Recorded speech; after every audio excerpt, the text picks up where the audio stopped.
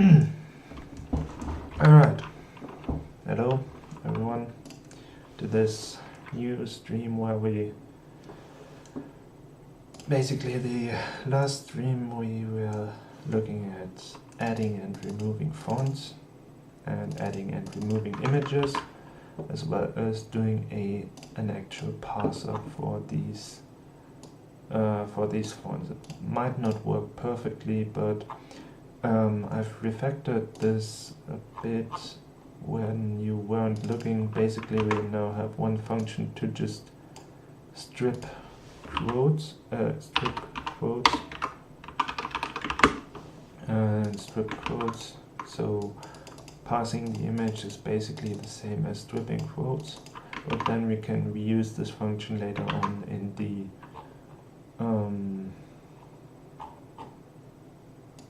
no, we shouldn't make this public. Strip the quotes, and then we can use this function later on for basically stripping any kinds of quotes. So now what we have is we have our fancy display list, and if we hope you can see this, if we then go and look at the bottom, we can say vector style dot background equals parse the background. So now let's just say is some box shadow, then we push the background image ID. So here we need to background now has an image field. So what we now need to do is we need to get a reference to the, first we need to align this a bit nicer so that it's actually readable.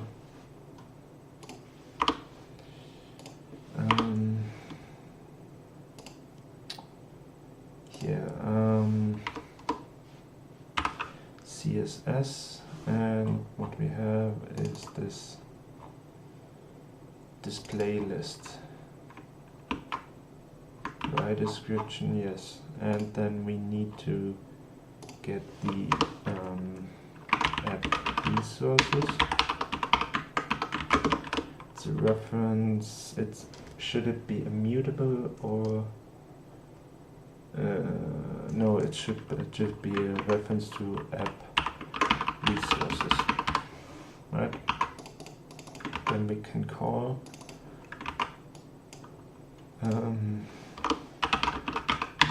use resources, app resources. I usually like to import everything as specific types instead of globally importing this. So this is bad practice, because usually you want to know where your function are coming from, and if there are two or more of these global imports, then you don't really know where they are coming from. So we also later need to look at exporting the image and image types and so on. So yeah, that's basically what we need to do. So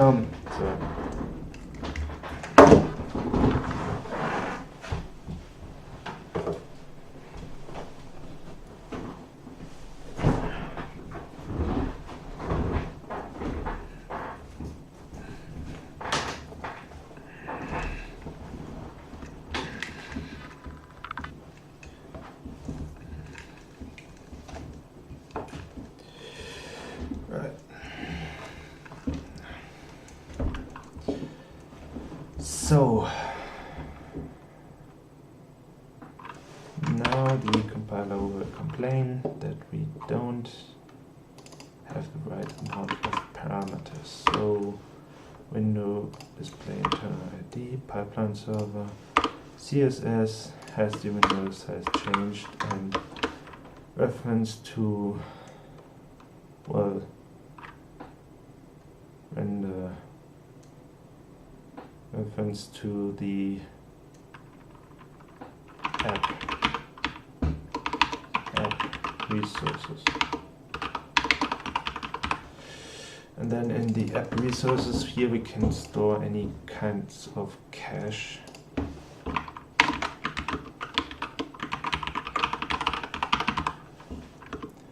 That we need. So we need a window ID. I don't actually, we need to refactor this with the window ID. This doesn't work as well as it should. But yeah, now we get another error in that the rendering function takes several arguments, and if we just say start rendering loop, then we can say render reference self.app resources. This should work. No app resources on type app, but we have the app state, app.appState.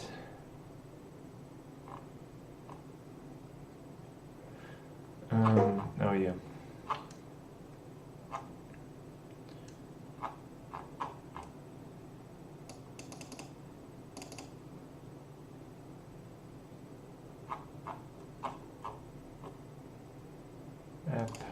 State.app resources. Is this app state resources? Probably. No, app state. App state equals app state.log.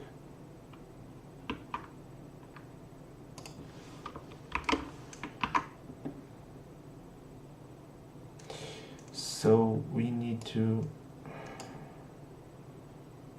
app state resources.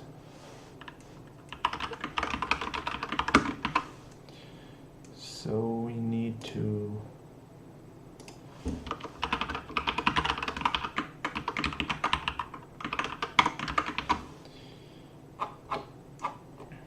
this shouldn't actually be a problem.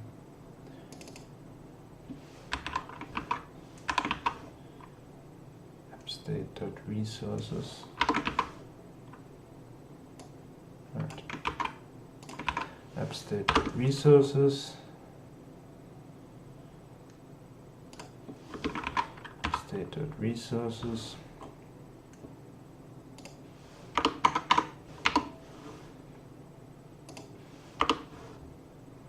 And window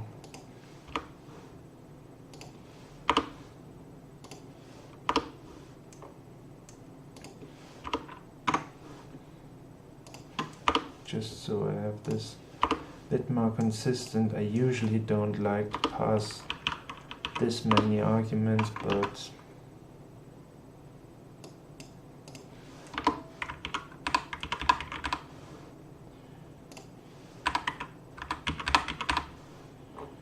so where are the other?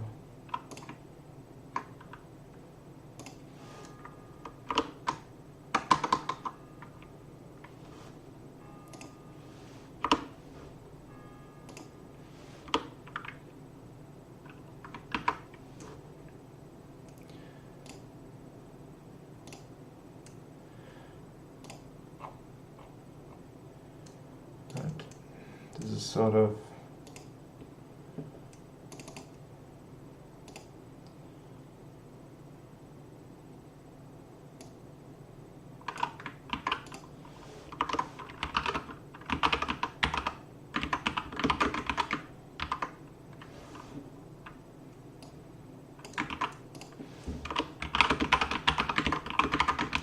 sometimes I don't like to write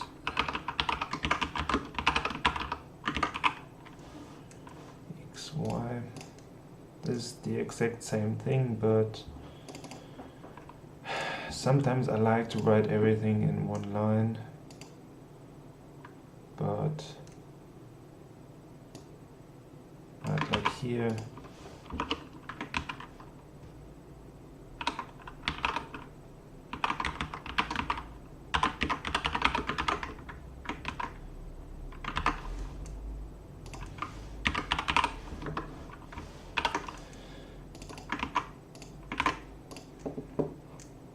It's just, so usually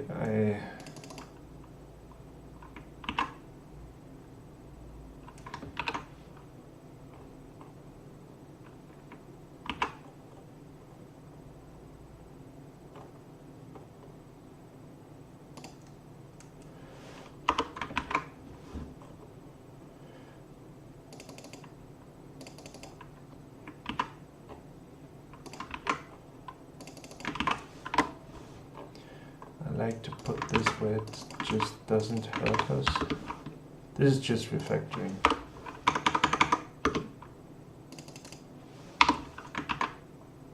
Right, this does absolutely nothing to the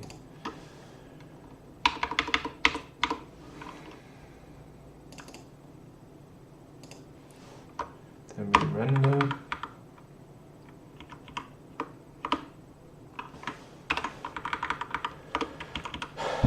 Device GUI indirect.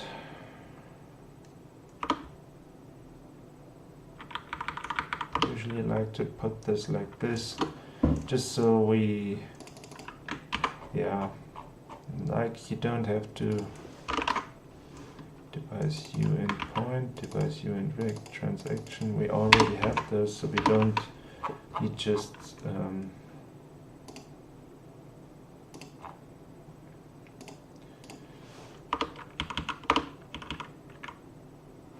this is actually, applied some new DPI factor, new window size. This is duplicated code, is it?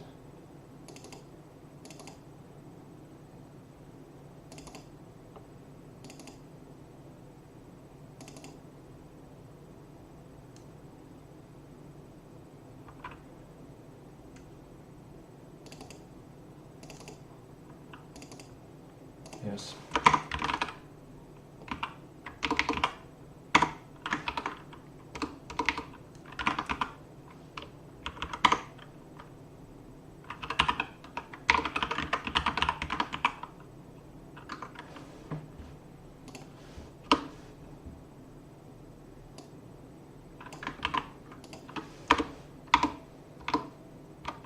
Duplicated code is always bad.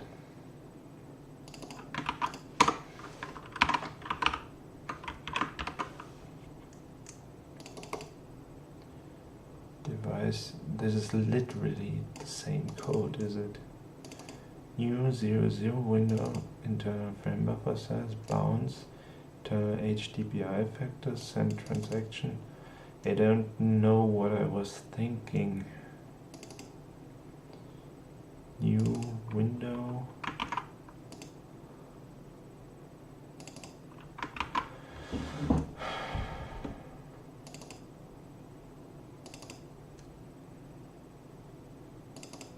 Time start.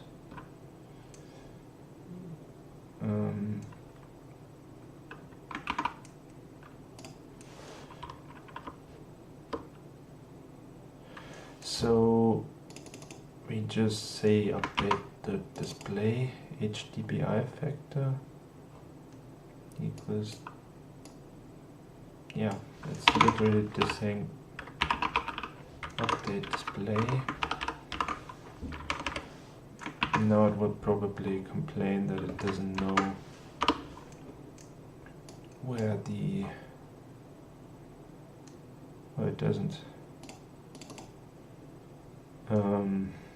update the display, so that we can later probably we can refactor this out into another function. But yeah,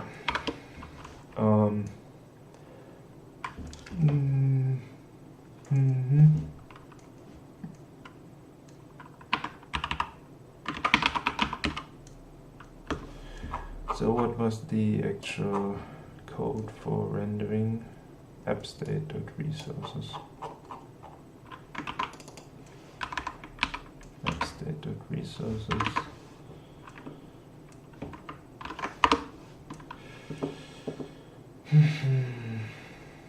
Wait, why did this work? We didn't...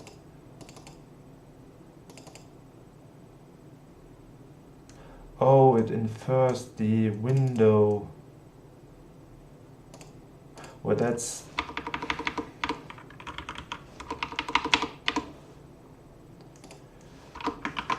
So if we define it here, it infers that the window means that it's the window.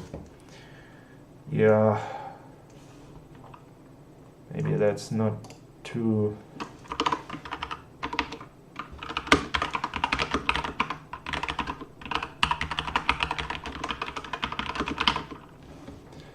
between the new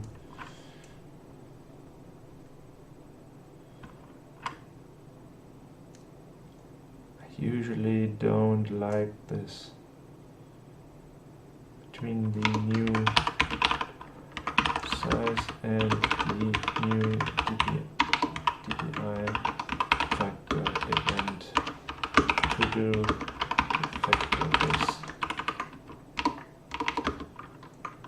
into proper functions when the window state is working. So later on we want to introduce a window state, which is something that I've done a few times now, and it actually does work. If you introduce basically a state where we say, okay, the window is currently so-and-so big, it has so-and-so, and then we compare the whole window state, which is slight performance regression, but who cares really. Like we compare the whole window state and then we update whatever it changed to in comparison to the last frame, which is going to make this much nicer. But yeah, so we wanted to render, right? So if we then say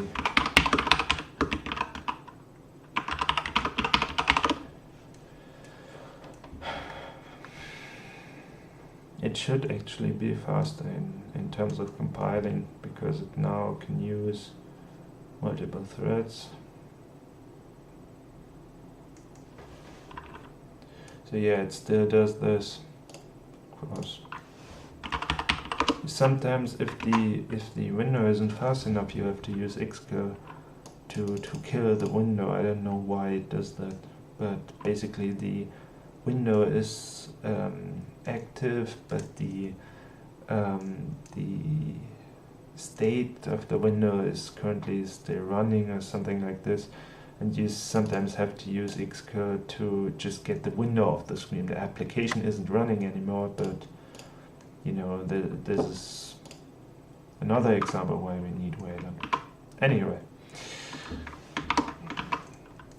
so we now have all of our app resources. So if we now go into the resources,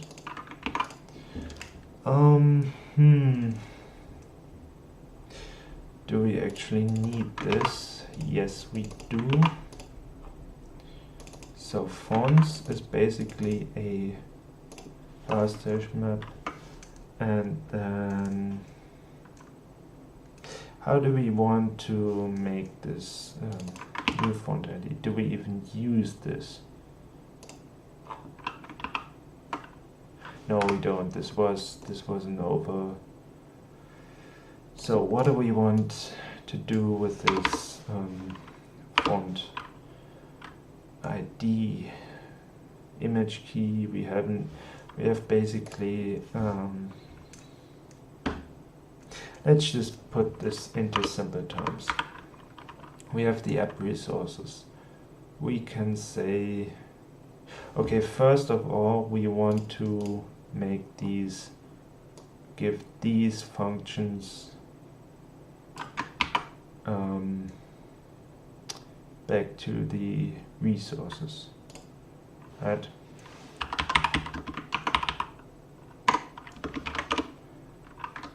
And then we want to put these functions to use, so that we can say in the actual app, we just delegate the function. So self dot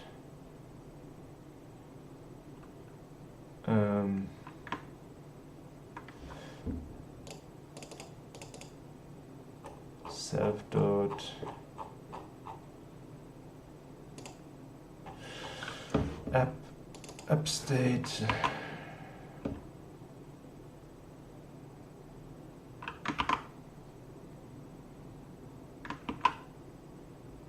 right. We need to access this mutex, so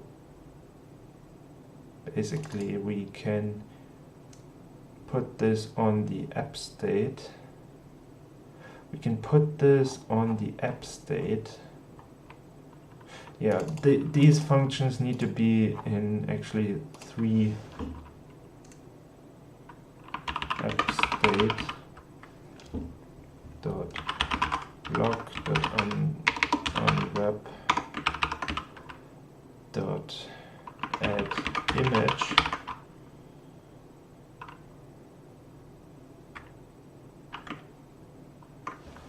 ID data and image type. ID data image type. So, oops. This is just delegating the function. Remove image. Then we can say, just for consistency, at least within the file, to remove image ID. Then we want to check has image. These are functions that I added off screen, which are basically just helping us to determine later on if we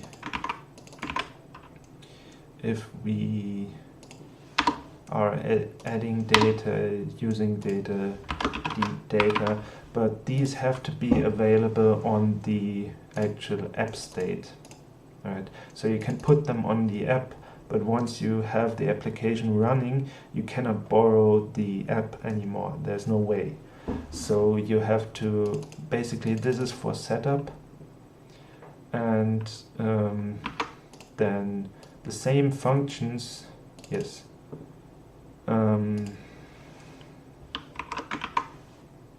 No.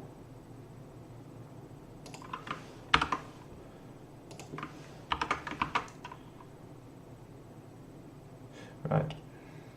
Now we have to just move this, place,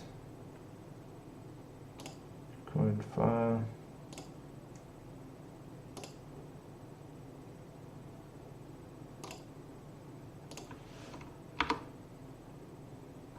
No.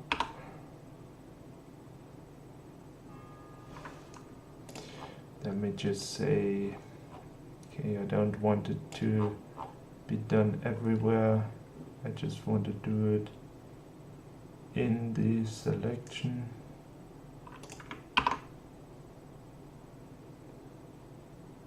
In selection. And I want to do,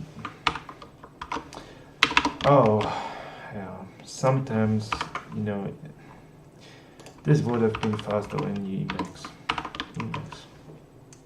or in Vim, but, you know, so remove font ID.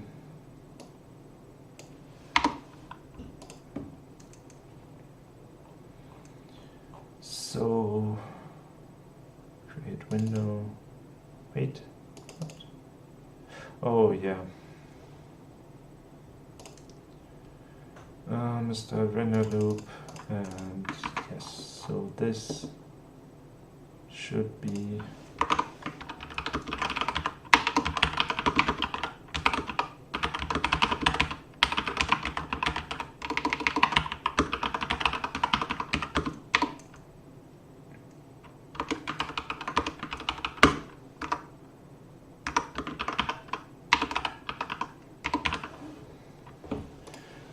doesn't need a semicolon. Returns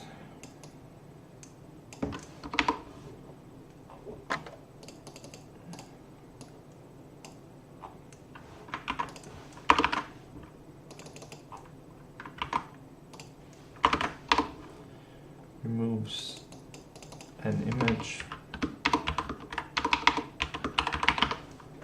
from the internal app resources. So removes a font from the internal app resources, and then we just give option of empty back, which is basically just a nicer way of saying, you know, it was true or false.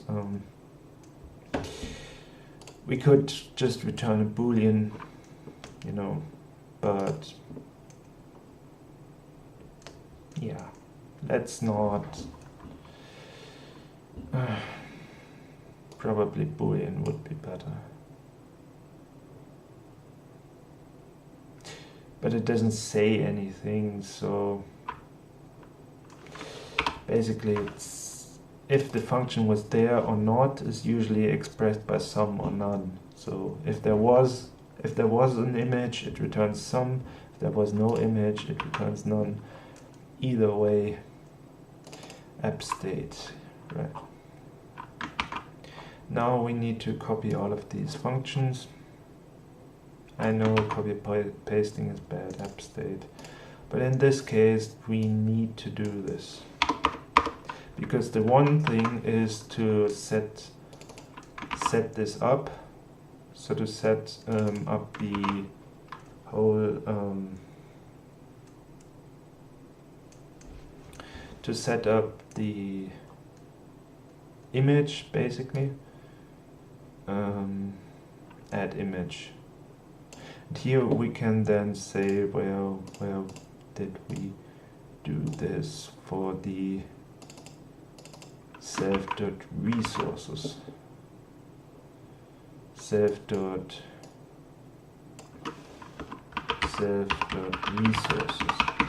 So this is then delegated to the self.resources.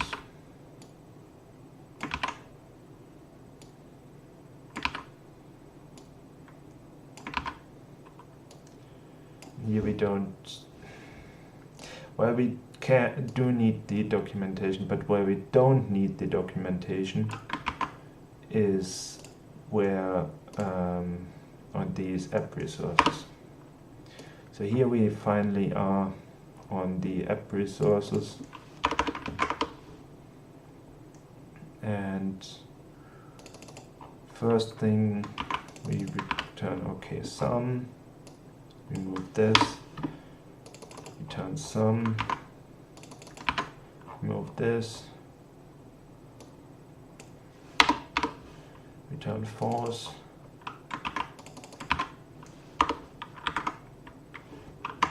remove this, and then we can say add font, yes, yes, add font, and remove font. New font. So here we don't need the documentation because it's an internal function.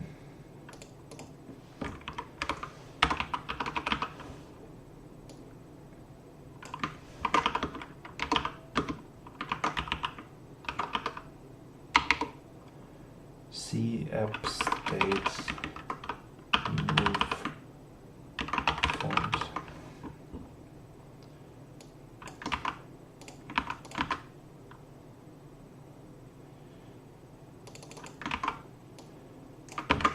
App state add. And so we don't have to have the same documentation, the same time. It could be confusing that you can call both functions on the app and the internal state, but I think this makes sense in the long run. So here we have add image. So yes, okay, need this anyway.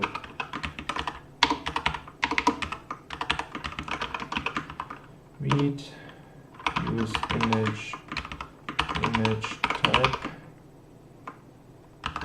image error.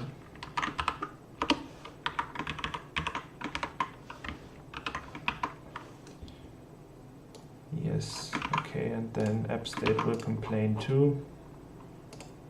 Right.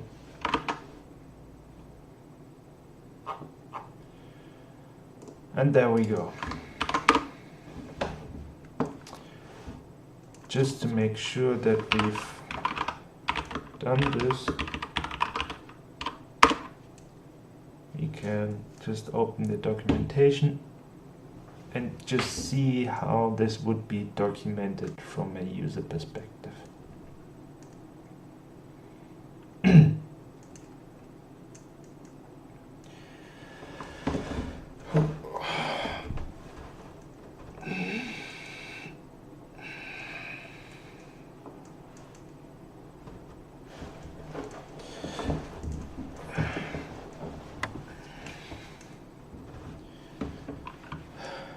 Most chairs don't have this sort of back support, so I only have a pillow to support this. Oh.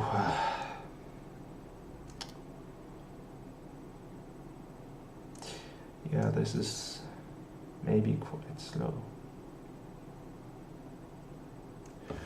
But yeah, so here we have the documentation for the whole crate, and if we look at the app, we now have this start renderer loop, add image, returns, remove image, has image, and add font.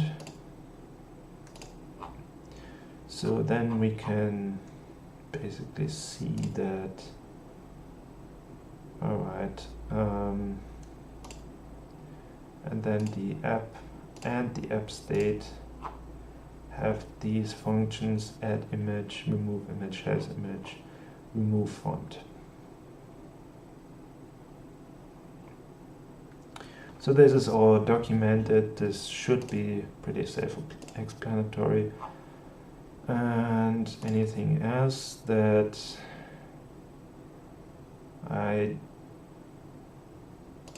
don't want this to be public.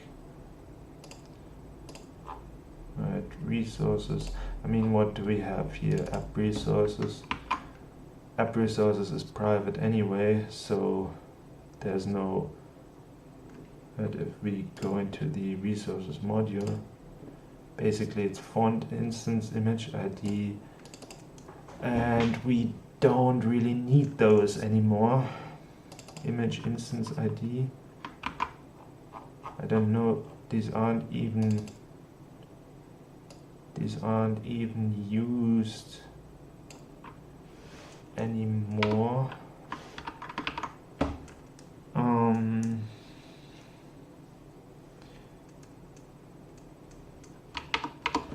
Yes, so these aren't even used anymore, so we can also, we may need this, we may need these, but we do definitely not need to make this public. So the more simple your API is, the better. Oops. Use resources. Yeah, we don't actually need this anymore. Resources. Maybe font error, image type. But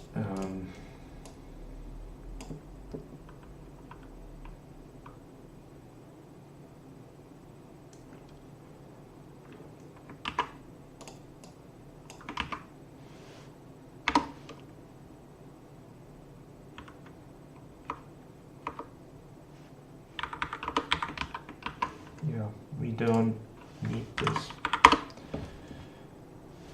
Oh, we did need this. Resources, image ID, source DOM. DOM?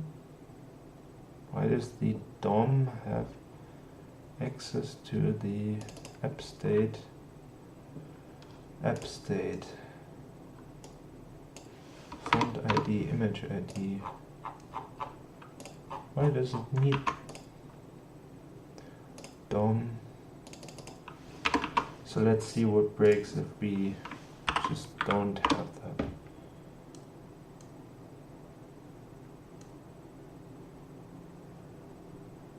Sometimes you can just forget to re-export something, or yeah, there's also some outdated comments about the, yeah, there are outdated comments. I need to look after these basically.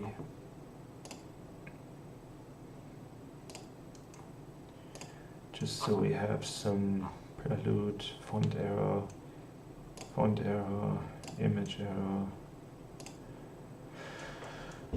But we have documentation for all of these, so should be alright. So image type, I edit this type off screen, so this is just basically guess image format. It just guesses the image format. Otherwise, we pass this off into. We first try to load the image, because that's honestly that's easier, I think. Easier to create an image rather than to create this. So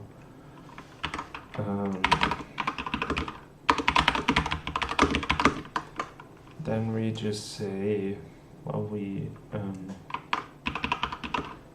function. This is something that you have to be aware about if you don't have inheritance, right? If you don't have inheritance, you need these I don't know what these functions are called actually.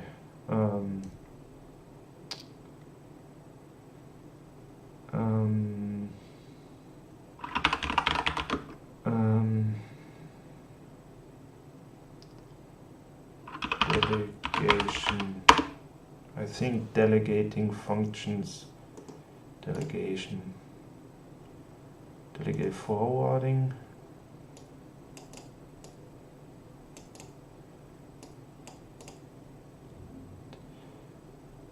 Because we are only delegating the whatever.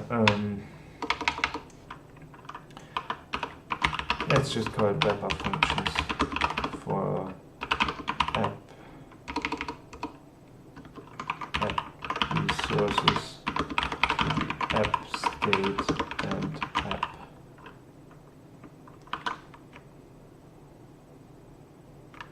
For adding fonts and images to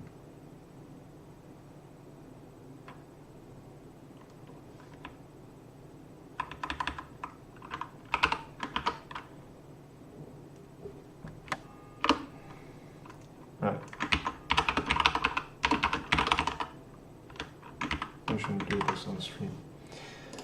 Anyway, so now what do we have? We basically have this. What we need to do if we have view to column, we put our app state, we close out all of these, then we get our resources, app resources, and we don't use these, so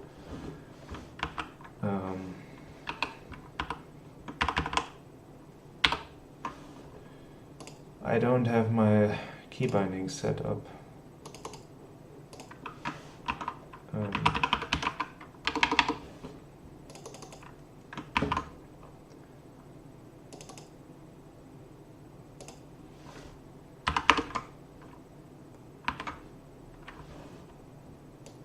This does nothing, so I can just remove this.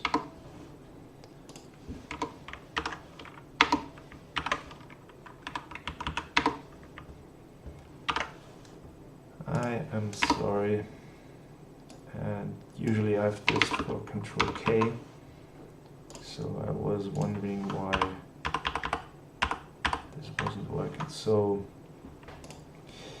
here we now have the app image, add image, and basically, so I'm sorry, I'm using basically too often. What we want to do, we want to images. Here we can just take a string. Yeah, that's what we need. And here we also need a string, but then we need another fast hash map. And fast hash map is just a type alias for a regular hash map, just with a different hasher, so it's faster than the usual one. I use 2x hash for hashing. It says it has a higher throughput than the regular hasher, so I try to use it. And here we have the font size and font key. And then here we have the portrait font size, which is a U size, either U size or U64.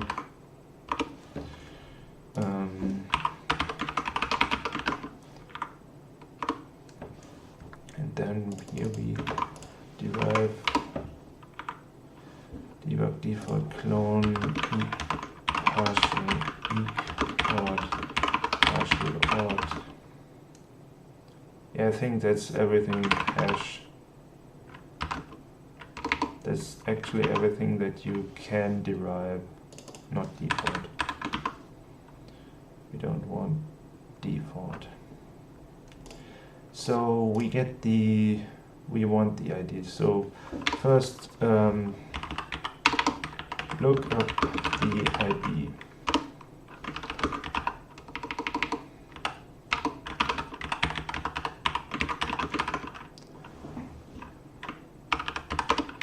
If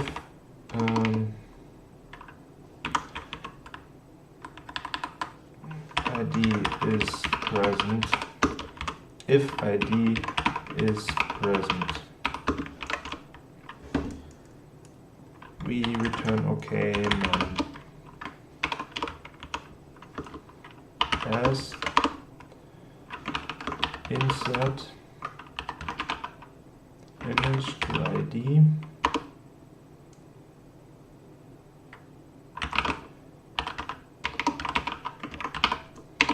equals image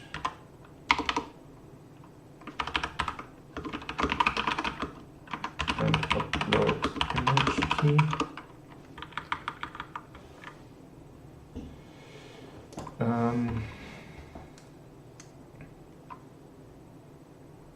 And self.images.insert ID image key, or yeah, image key return okay some.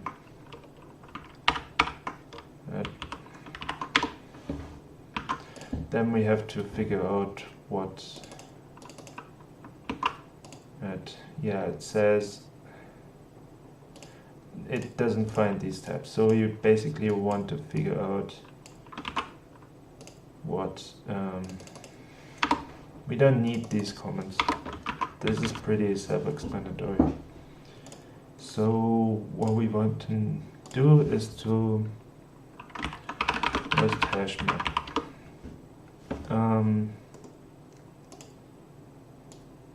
Yeah, we want to, there's a cool API called the entry API.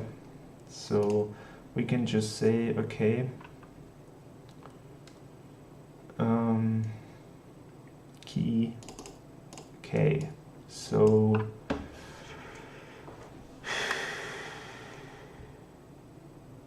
key, okay.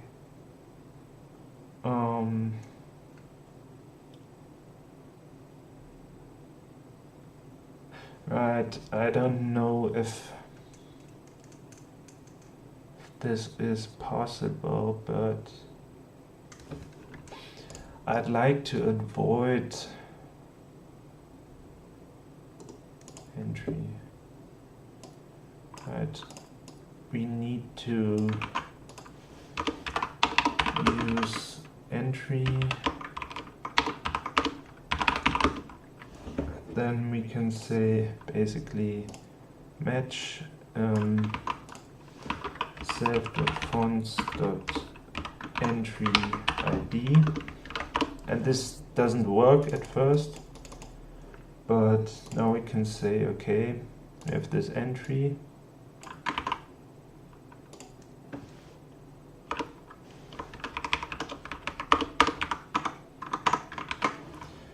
and then we can say occupied.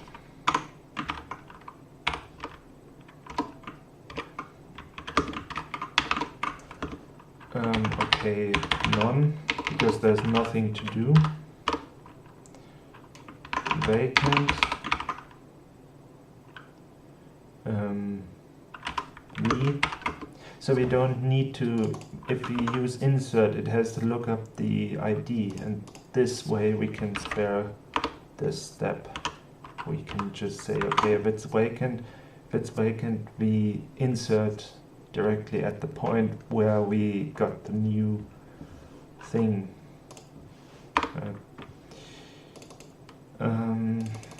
Then we can say let image key equals this, and then v dot. There's actually a way where you can vacant entry insert the image key. Okay, sum and empty.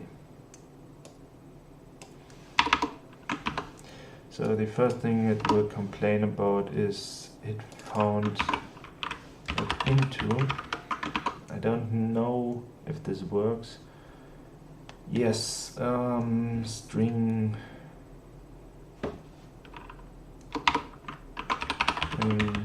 from ID.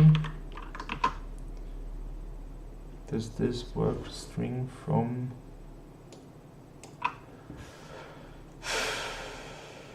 Where's the not string? String from.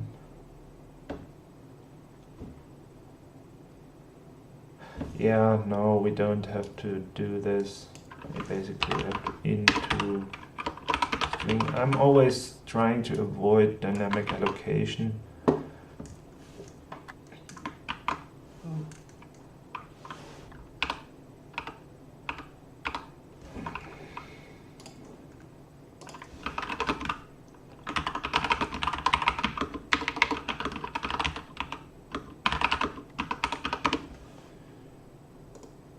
String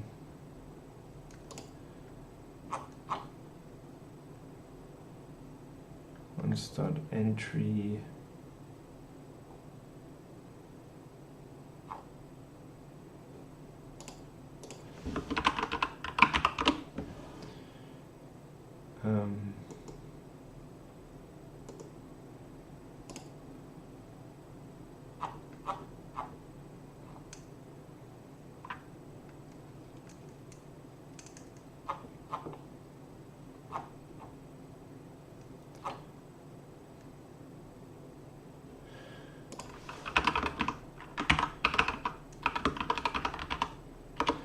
I think the types need to be the same, which is a problem. Here I have target equals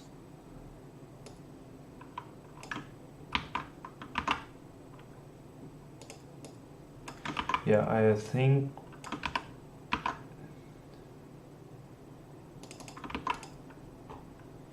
we just use standard ops.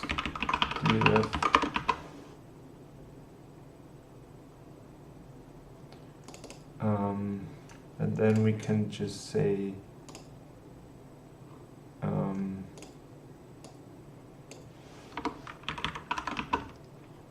ID.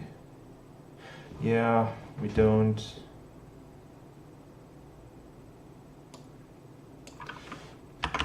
To string. Yeah, we still need to. This is some to string. This is a small dynamic allocation. What?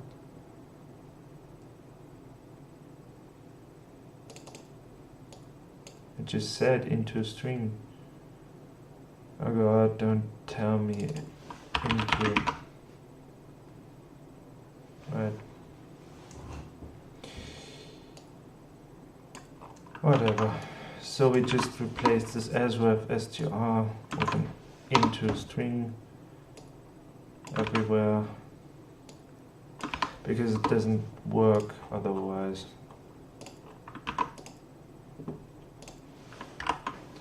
And yes, I know many people say, you know, why are you using strings?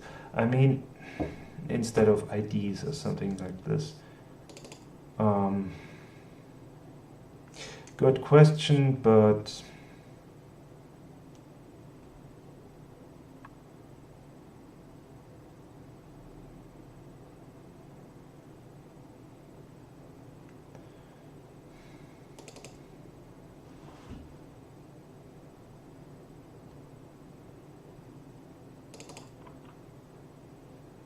yes, it's actually a very good question. Font hash. So this is you can't hash a hash. I mean, why would you do that? Oh, yes, we should basically.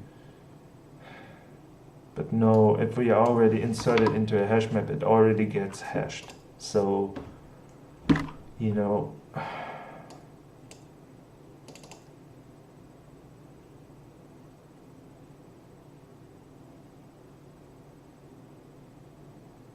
constant entry. Now we need to compare. The problem is we need to have this string here, because it doesn't work otherwise. Oh, whatever. Just let's not worry about performance or anything. Right, like this is just the beginning of what we can do. And if we now have this, right, then it will complain into a string and into string and as into string, into string, into string, into string,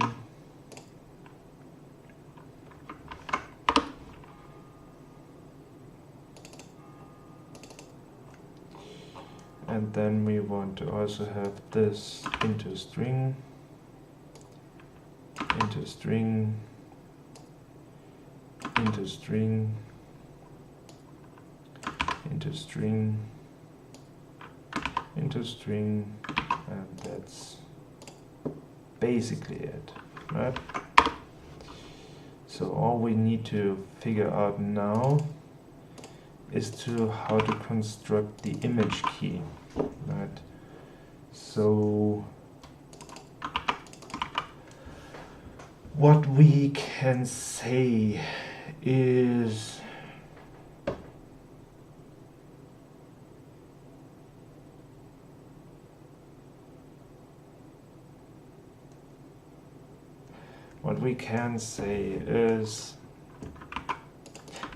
I want to have some sort of garbage collection for the fonts and images, but so that after, you know, if the font isn't used in that size anymore, we can just deallocate it so that it doesn't get used, but you have to explicitly say, you know, I really don't want to use this So we need to wrap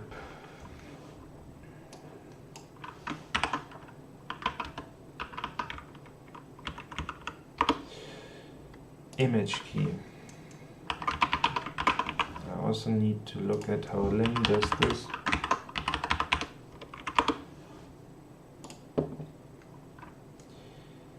Image key. There's a dummy image key, but we don't want that, so we want to create a new image key.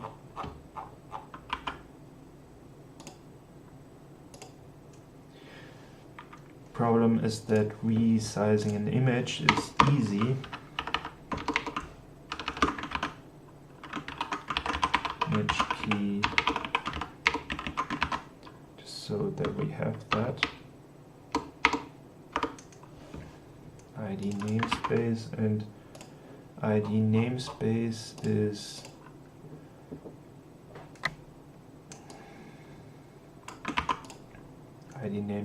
basically this.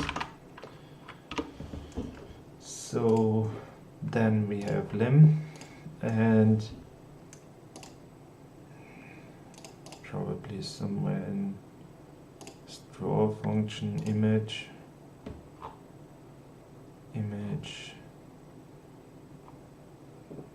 new scale draw renderer builder the push image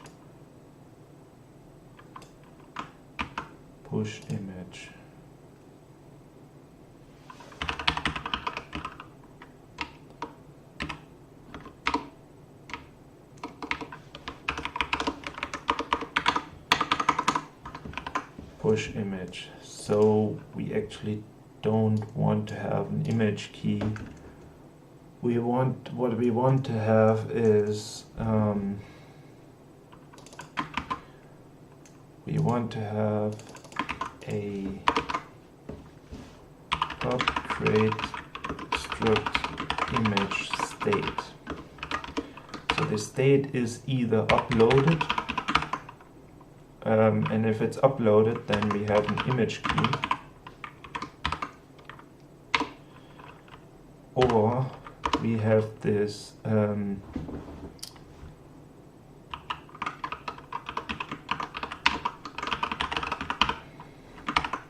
passed as a resource. So this is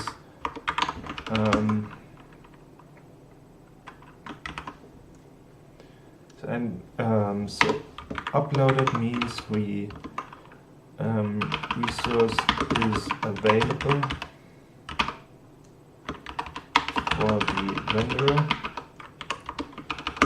and image is loaded but not yet available. Loaded and decoded, but not yet available. So yeah.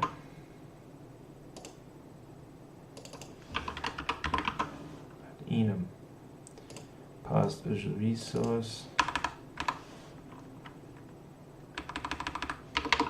We don't really want that to be clonable. So info bounds.size layout size 0. Image rendering auto alpha type alpha.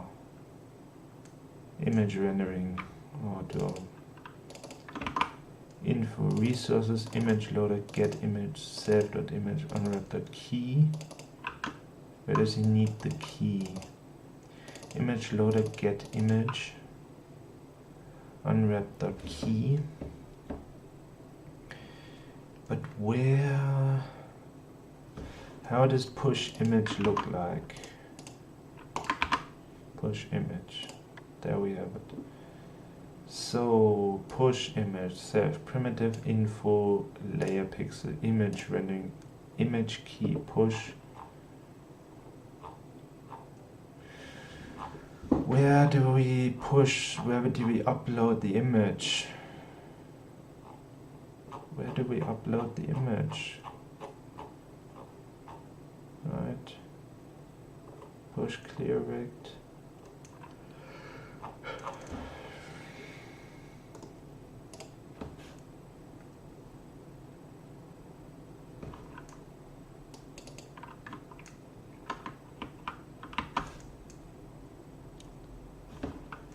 maybe push YUV image, but this doesn't have a key, so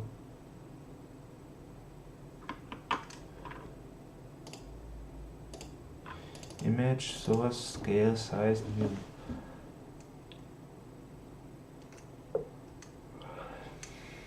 Draw for image, rect, render. So if resources get the key, info equals primitive info new, layout size 0, image rendering builder push.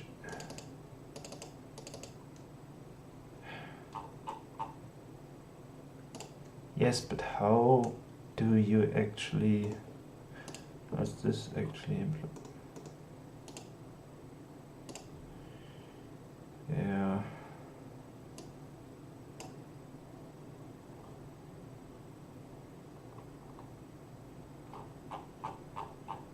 Yeah, whatever.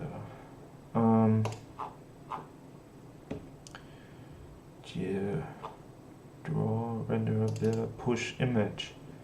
So if we resource image loader, aha, update texture, image info.key, descriptor, image descriptor, image descriptor,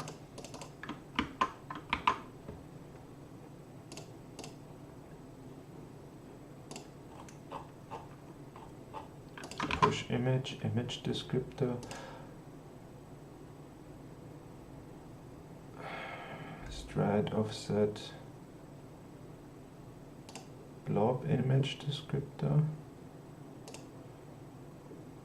with height offset format, but there is no where do I actually put the data for the image.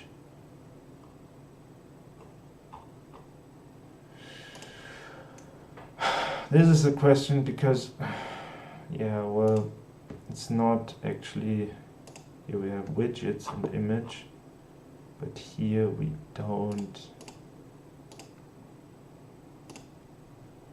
have this, so assets, images, rust.png. How the hell does this work? Does he, because there's no web render example for images. Image new, image source. So load image, we need to look at load image.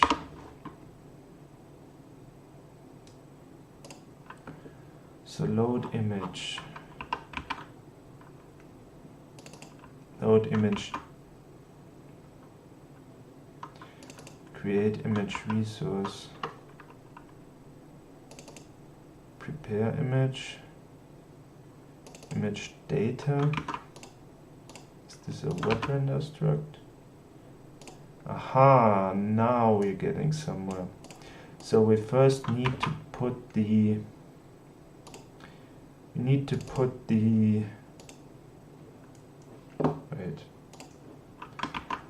image data. So we need to construct the data equals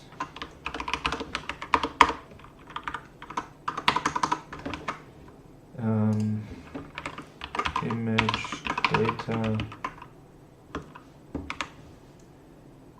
What does external image data mean?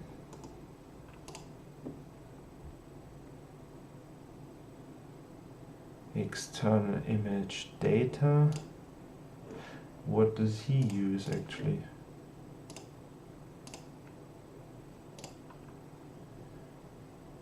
Format, match format, image.raw pixel premultiply is in,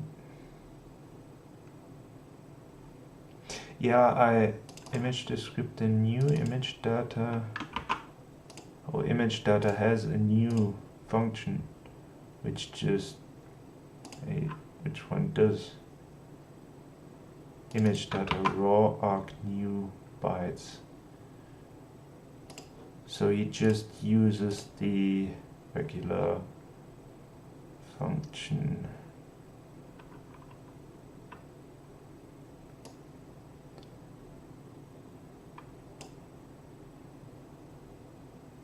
I mean, yeah, this is sort of copy pasting, but this is actually good. I talked to him, and I talked to the guy who made this library, and this function is actually good, right? As long as we give him credit for writing all these functions, it's not. Right, obviously we have to change things because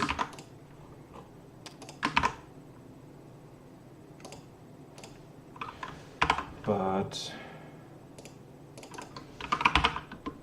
I have his permission to take his code, and I asked him.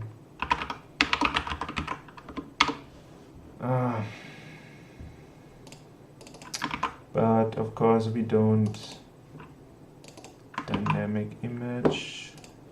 A dynamic image is from the image crate, right? Use image, image arrow, generic image.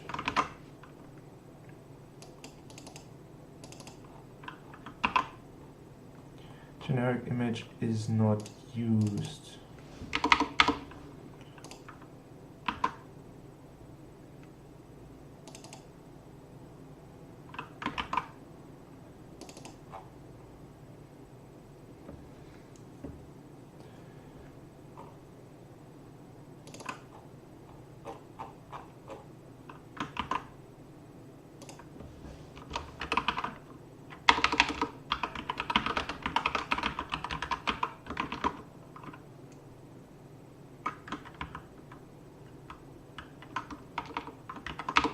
Yes, we should rename this to rename images, because we have a lib.rs file.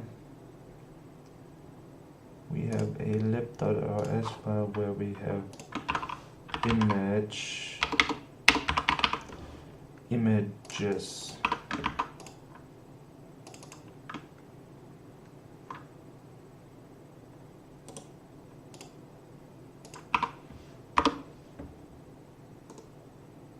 Images. Now we're going to get a lot of compile error. Use images. Use images. Use images. Because we use image.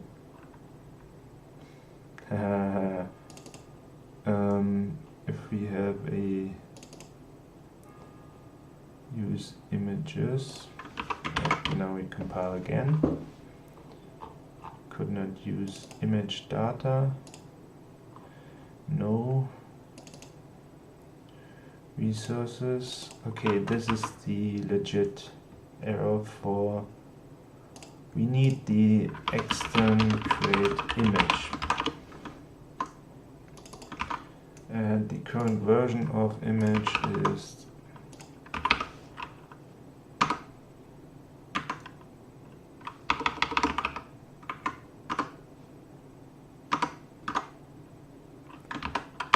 image. Do I have caps lock on? Image 0.18.0. So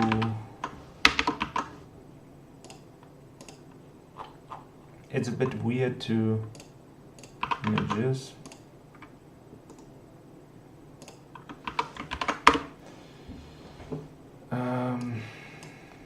Yeah, I mean, he took it from, it's like 3 functions. Yes, we could write this on our own, but we need to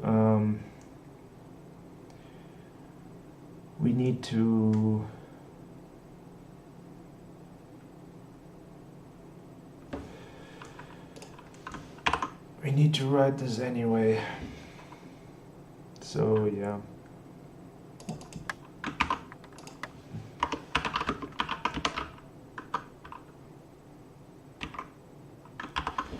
Do we use WebRender, DOM, API, WebRender, API,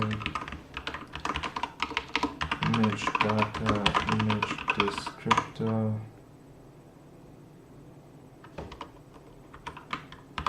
This is why we need a generic image.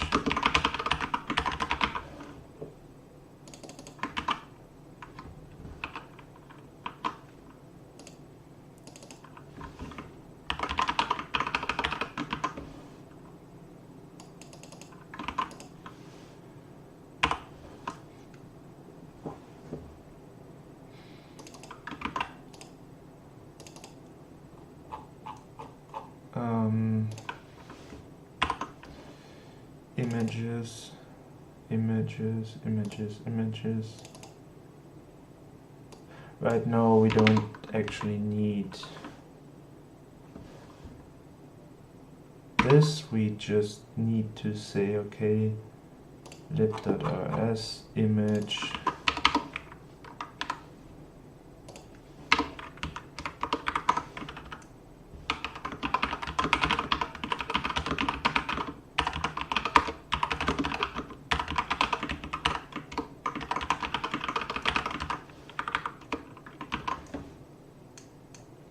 because this is all we can return. So images, image type, and then use this all this other crap here.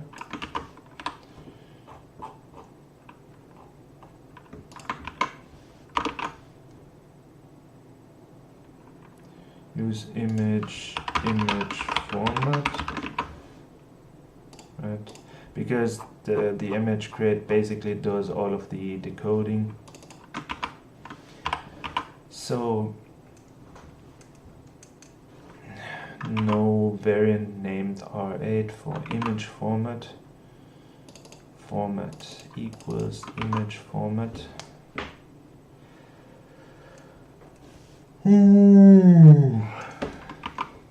Is this the WebRender image format? Yes. So we don't need to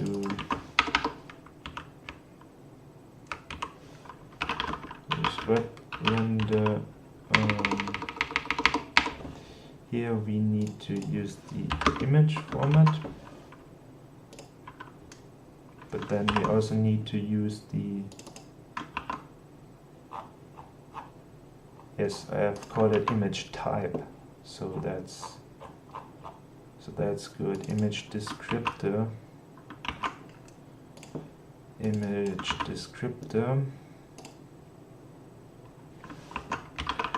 new with height format is opaque.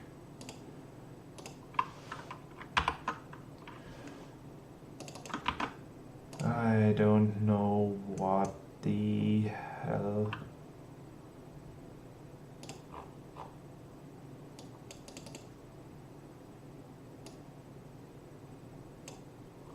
Well, it works, and we just need to upload it once.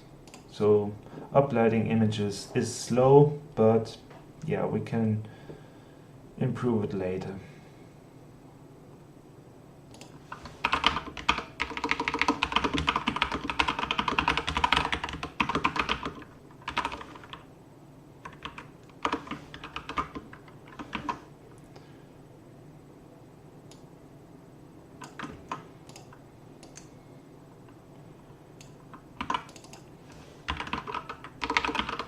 Just replace this with master, so it fits into the, and yes, you're seeing me stealing code, but we need to clean this up anyway, because this code it's not great, but we can say, okay,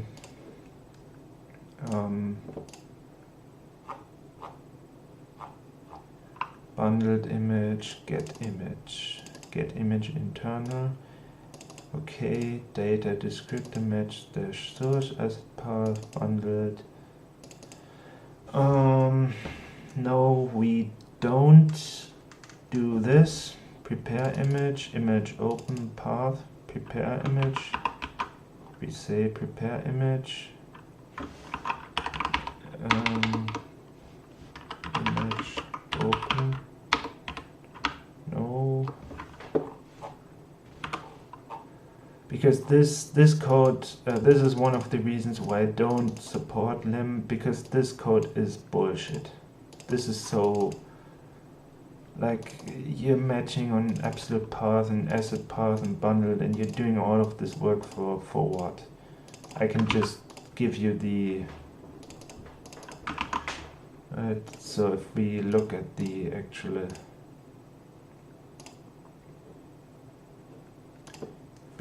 documentation, we can make it dynamic image, new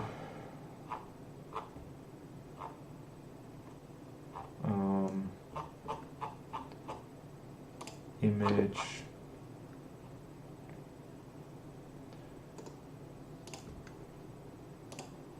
BMP decoder, new read image decoding result, and then we get a image that is actually either a VEC-U8 or a, how does he do this? Prepare image,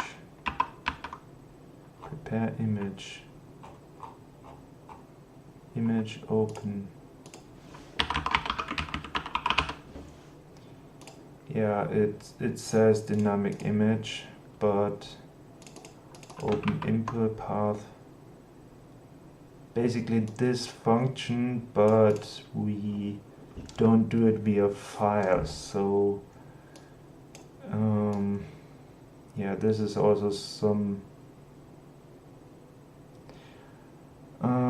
path.extension, yes, to lowercase, exactly. Then we can say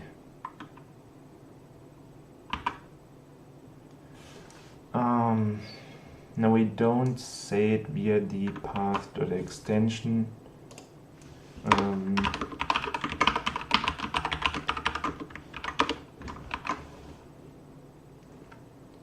So path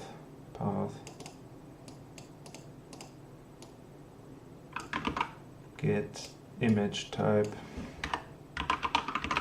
but this is optional, right? This is optional. Yeah, we just match on the string, and then we load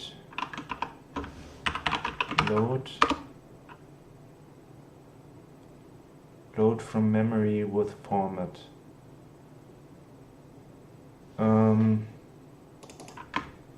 Exactly. Then we basically guess format.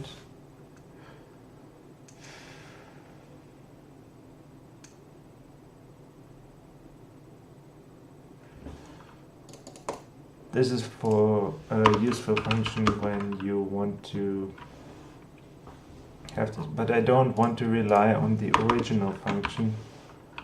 So we just say, okay, add load memory load, let decoded image. Okay, so first of all, let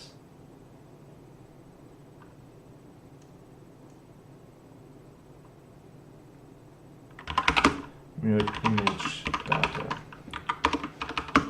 We read in the image data, like U8 new. buff reader equals buff reader new.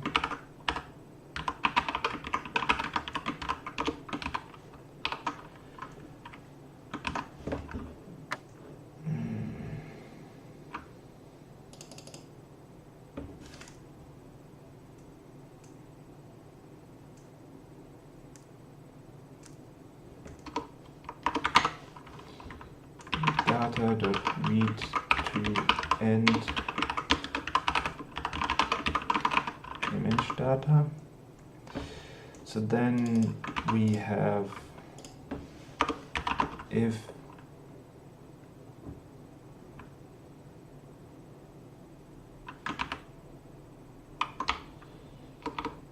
let image t equals image type dot to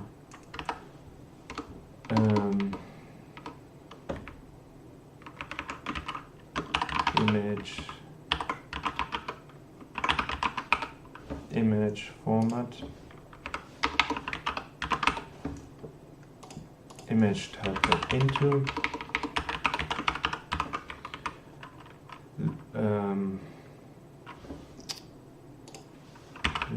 let decoded equals load memory from memory with format image data image format. So here we just load it from the memory with the format.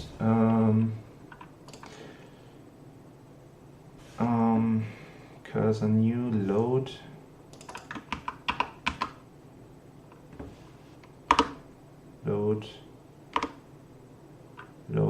buff read plus seek decoder to image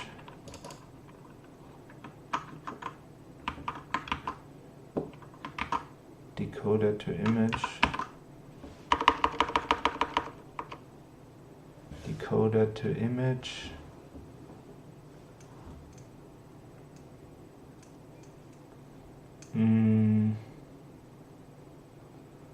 decoder to image decoder.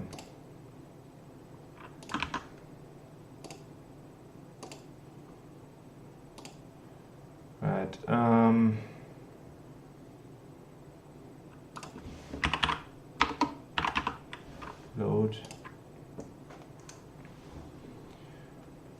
Load our buff read plus seek. So buff read plus seek format image format. So basically we can say okay, image type dot into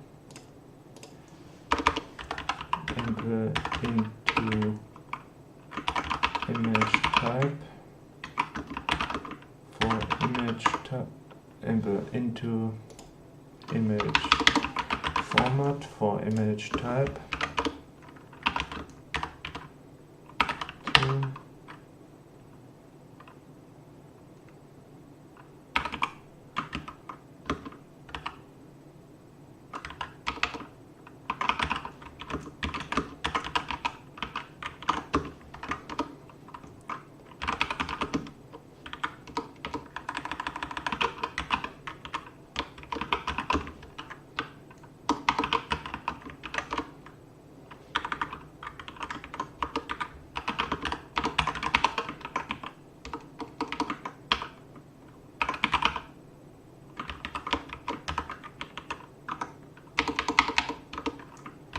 MP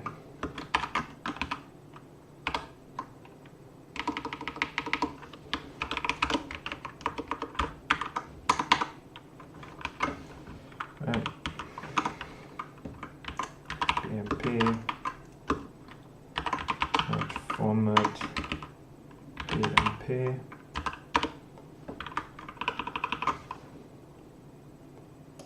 then we need to make this smaller shortly, but I think you know what I'm doing. Basically just converting ICO and then GIF, ICO,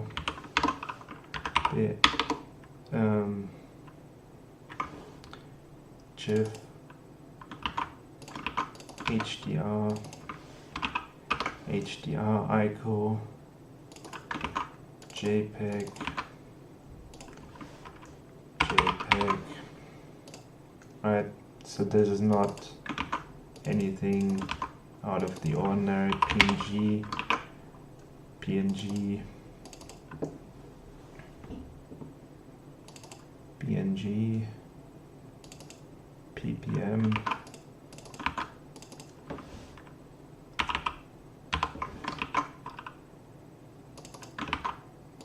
PNM. This is just so that we have our own abstraction across this. PBM probably doesn't exist, so I don't know who uses this format, but you know, PPM, PNM, PNM, PAM doesn't even exist. TGA, TGA, TIFF, TIFF, and WebP, WebP, and guess image format. Here we then try and say, right, guess image format. We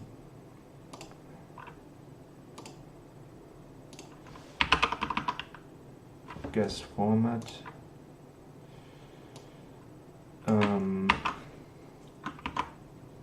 Guess format.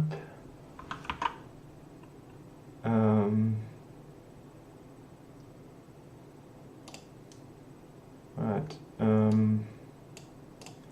So we basically say import image type into image format.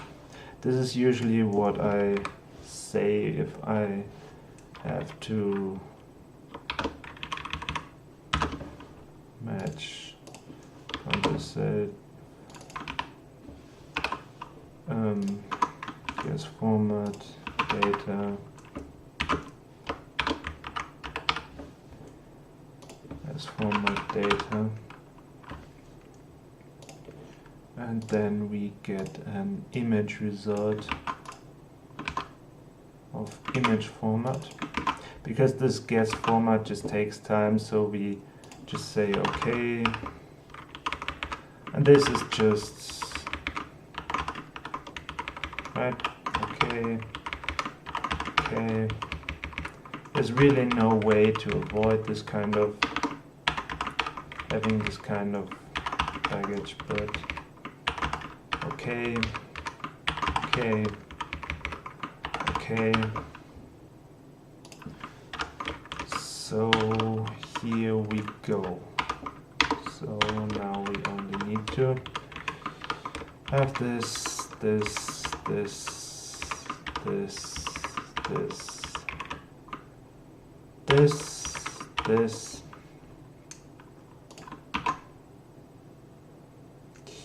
Yes, use image result, image format. Use image type self, image type.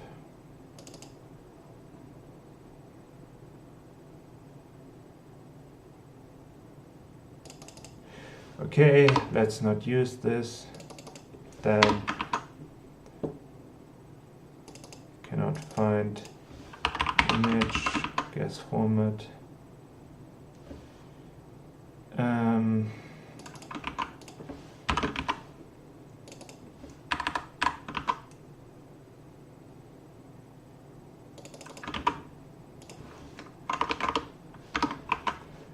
type into image format. So im equals into image format data image result. Is there an image result? Image error, so we can just say question mark. Image format, load memory from format. So here we have the decoded.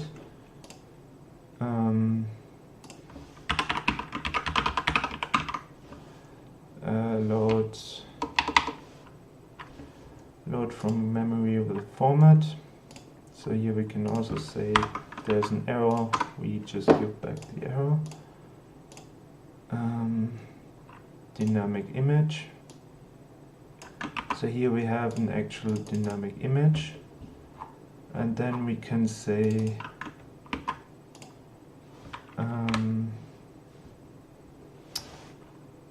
yes, so image type JPEG, PNG, GIF, P,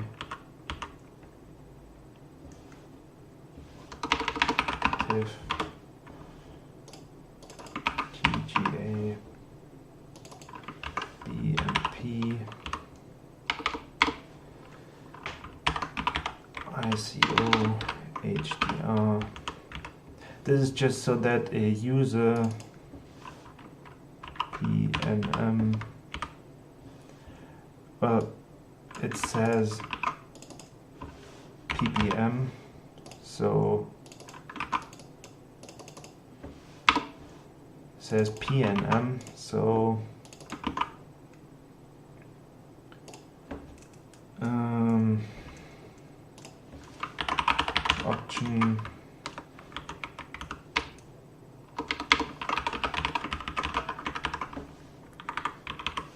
option string, no, option image type. So this is a public function, convenience function to get the image type from a path. So if you don't this function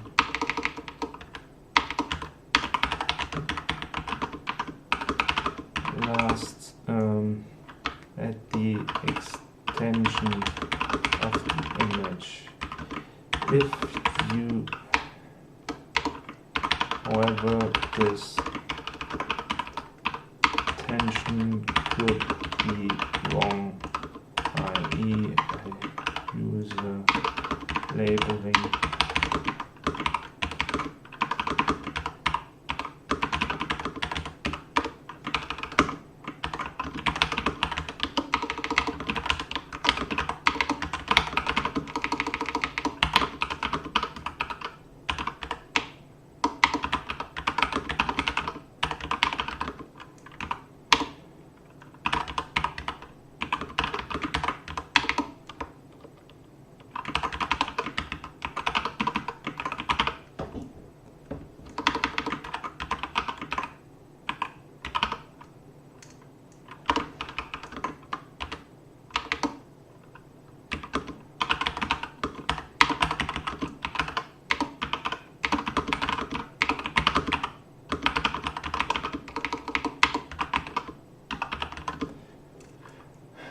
Actually, we don't need this.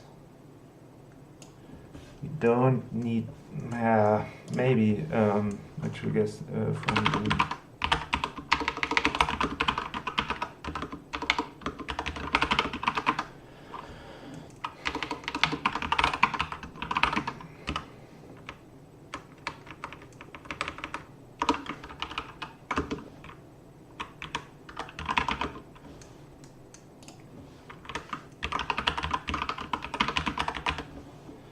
should belong to tab because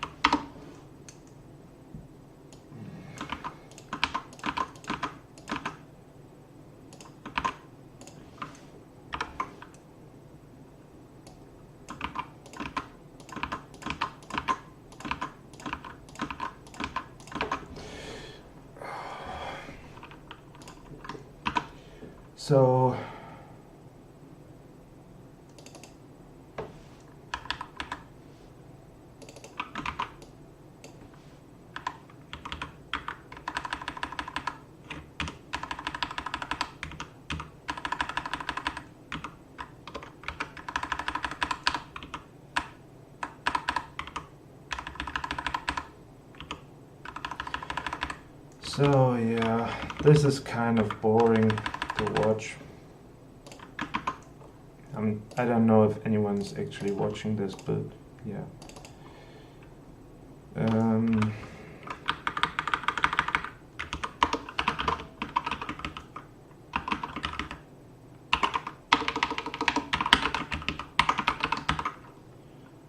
Path, no variant WebP. Images, WebP,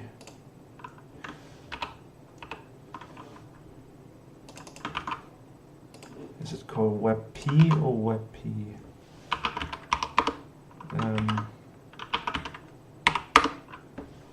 WebP, right? Whatever. This is just a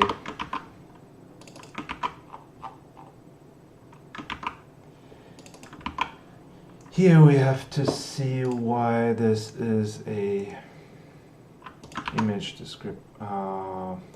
Yeah, whatever. So if we have dynamic image, format match image, image Luma 8. Image Luma 8. Ow, ow, ow, ow, ow. Ooh. Oh, I'm sorry, I have to get up. Oh. Ooh. Ow.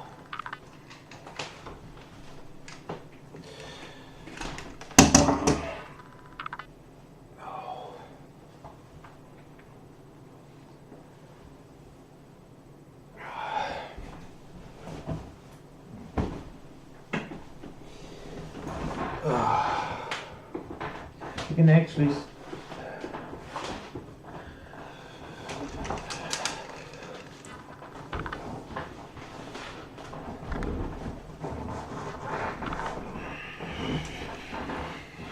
I'm not sure if anyone's actually watching this stream. Just check if anyone is watching. I'm sorry if you're having ads. I'm not enabling ads on this stream. Right? One person is watching. All right. Thank you for watching. Thank you for staying by. Yeah, so we need an image descriptor with 5 functions. We don't actually need Luma 8. Luma 8. Luma. No, we don't. Image Luma A8. Image format. Oh yeah, this is the they're both called image format, but they are WebRender image format. Image Luma 8 dynamic image. So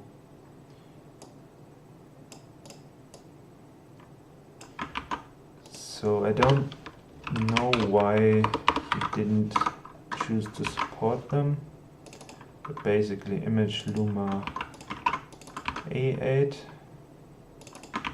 If we now go to the upload alpha, it actually has a parameter for alpha. So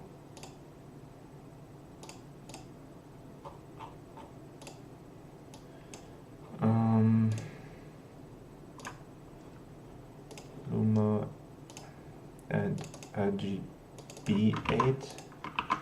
I don't know why he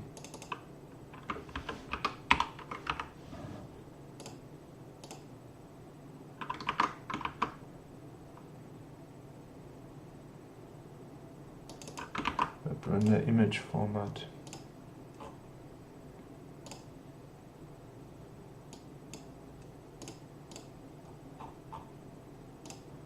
But we want to image format. WebRender BRG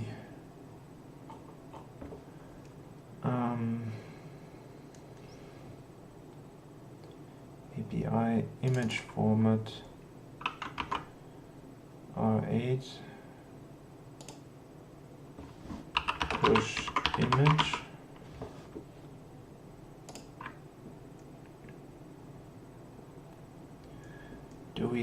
Don't we have an alpha thing going on? Alpha type.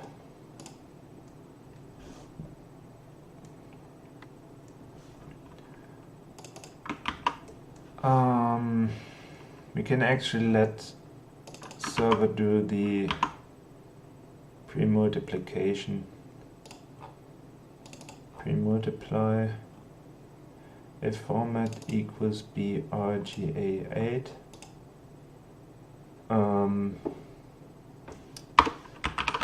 Alpha type equals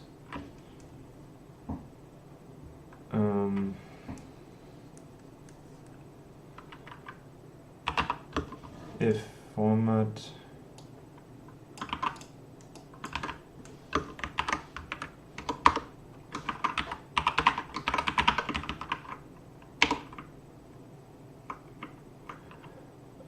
if it is BRGA8, then we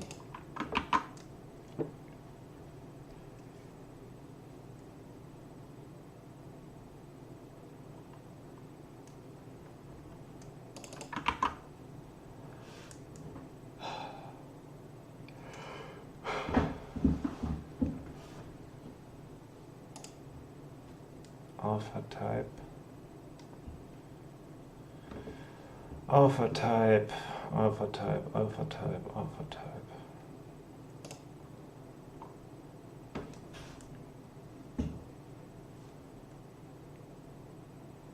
It's basically no RGB8 image.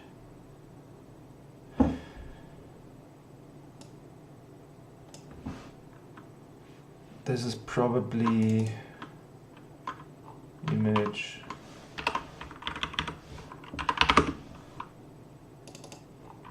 right.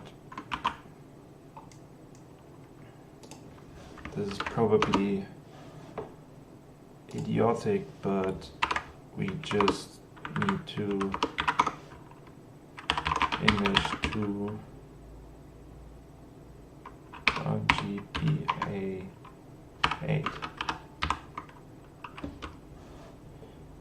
And then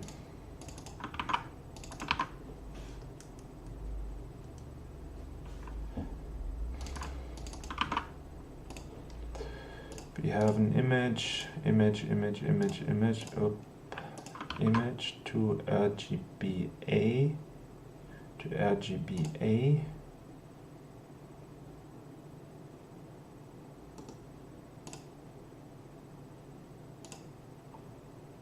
turns a copy of this image. Okay, image Luma A8.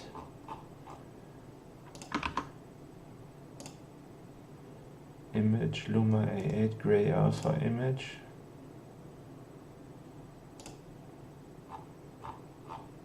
Gray alpha image.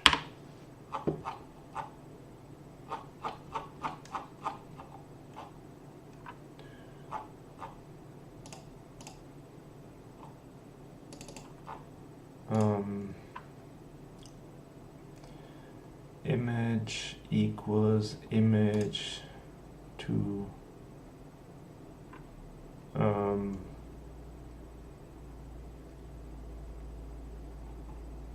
so basically we want to have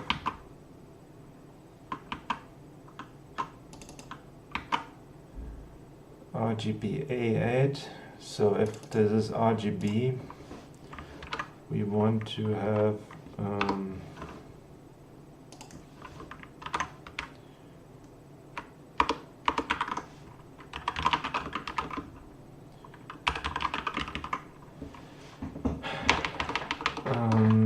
dynamic image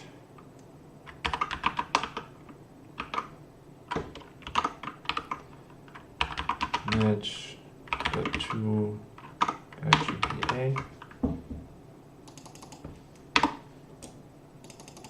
image.toRGBA, to RGBA, so we don't need this. Now we need to say, okay, reference. I hope the compiler is smart enough to realize that, and then we return the same thing as here.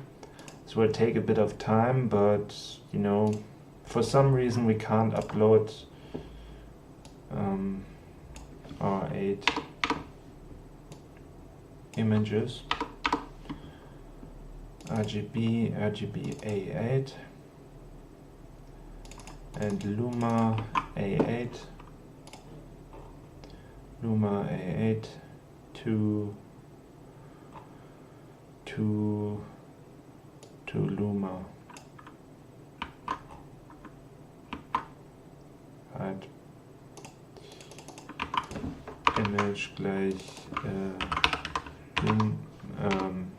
Luma 8 image dot to Luma, and we return an image format A8. So basically that we can say, okay, this thing this format is either Luma 8 or RGBA8. So we put this here so it looks nicer.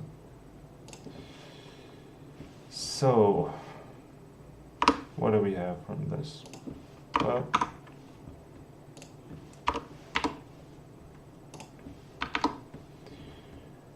now image Luma 8 or image RGBA8.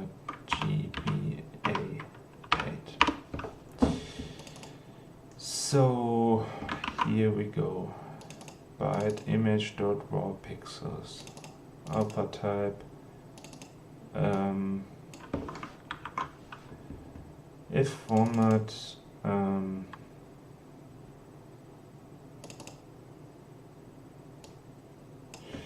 okay, let's just leave it like this. Just do the pre-multiply here.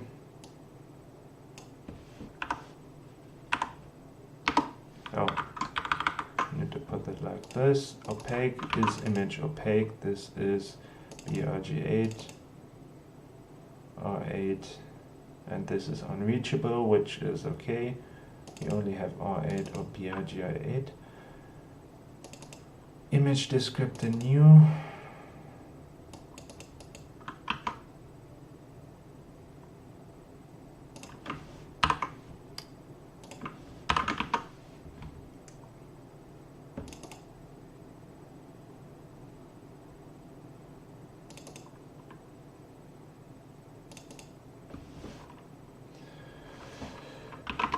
Date.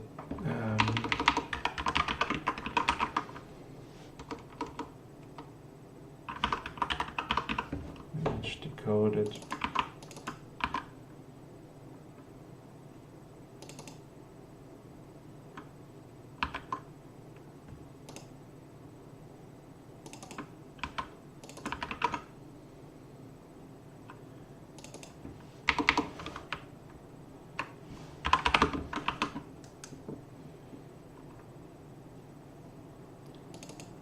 No Luma. Image Luma 8.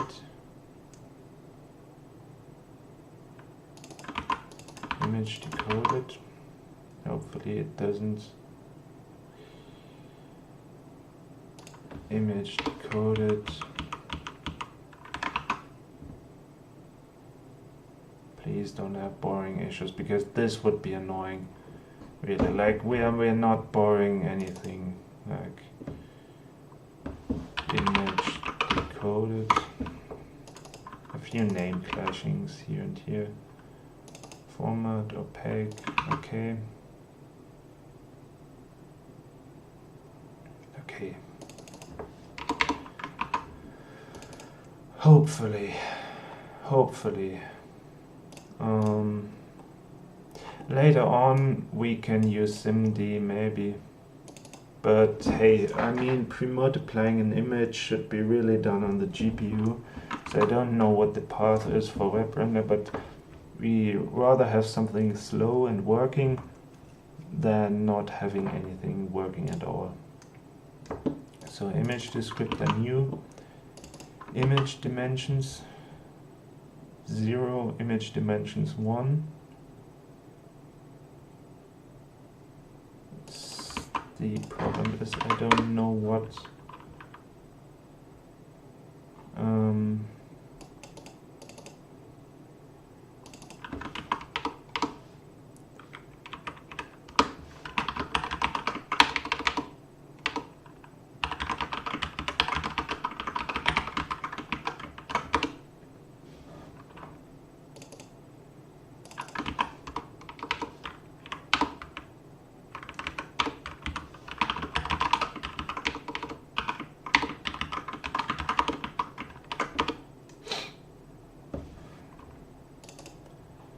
load from memory with format.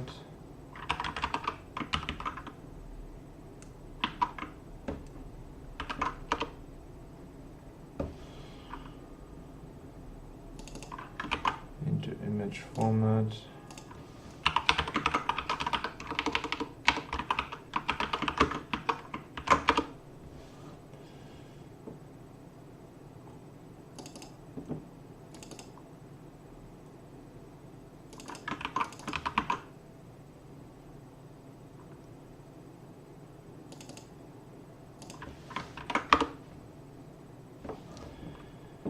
Yep.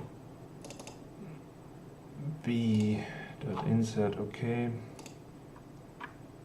Expected 5 parameter. What 5 parameters? Okay, so if we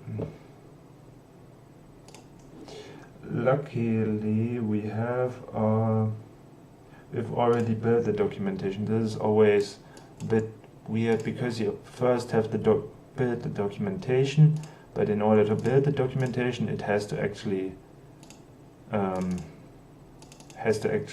buildable. So let's just open the index. Where's our index? Index Azure. Index.html. So we need to have, but this is good so that we always have Blender API image descriptor. New with height formats, allow bitmaps.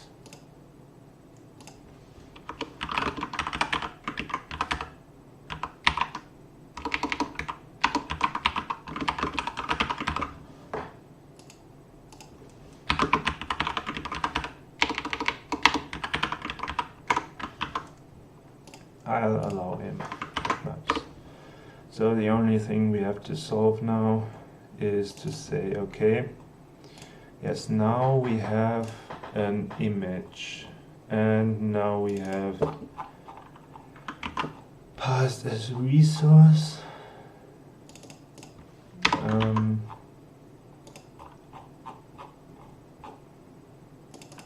So ready for upload. So ready for upload. Builder.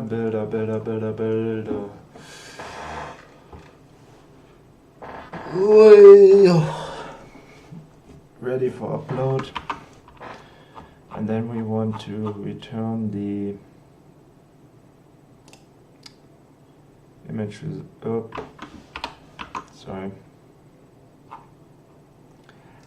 Then we want to return the image data, image descriptor, and image data, image descriptor, image data, image descriptor. Right. Basically, we want to store this image data, image descriptor, and then we have an images, which is an image state.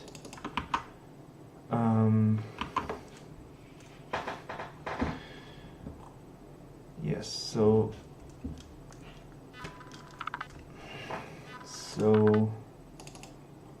decoded is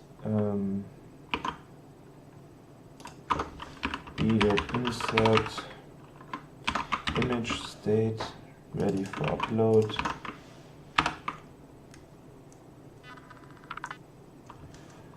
Ready for upload, decoded. And this is all that we need to do in order to support this. Does this now work?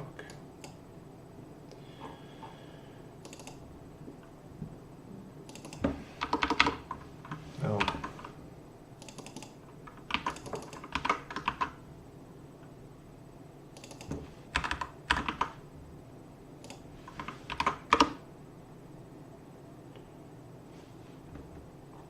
So ready for upload, resources image state, v.insert self.fonts. Oh, images.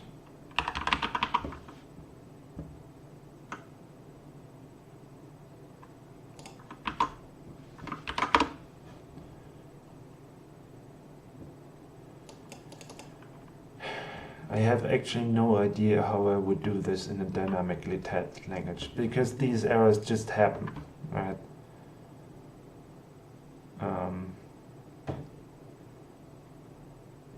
v.insert image data, image descriptor.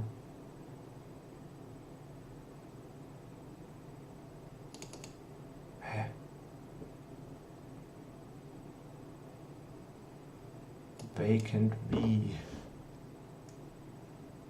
There's an occupied, yes, but if there's vacant, we need to insert a expected tuple found image, dynamic image.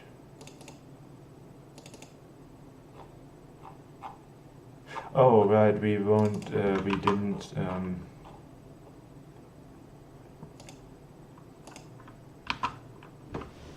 prepare image.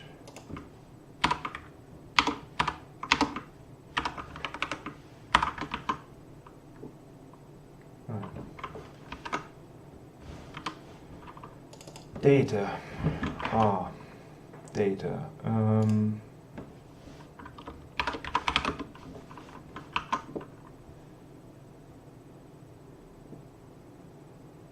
Okay. There's no error here, right?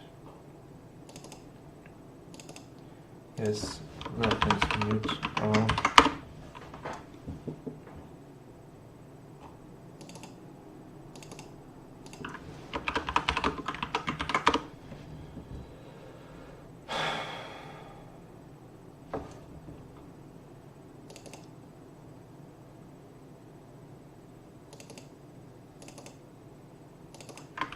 read to end.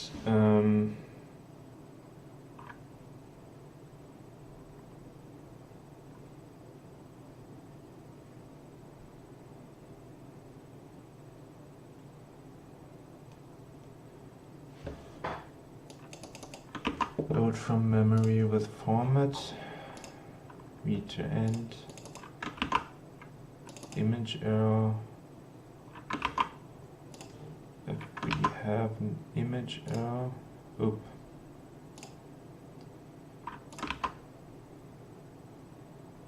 Yes, image error.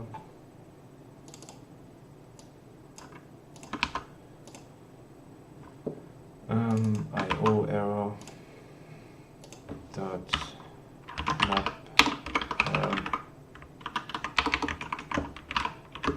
image error IO error A.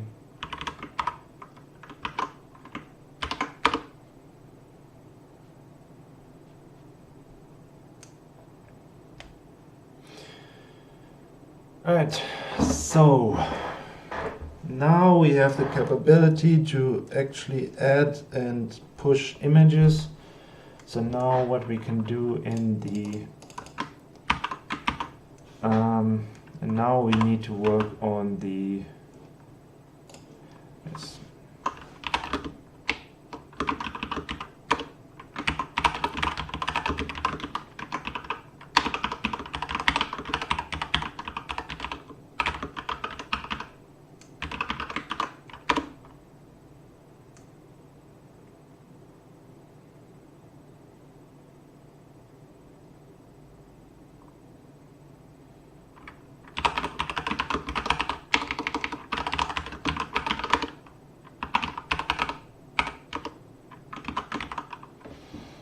I shouldn't do this on the stream, but yeah, whatever.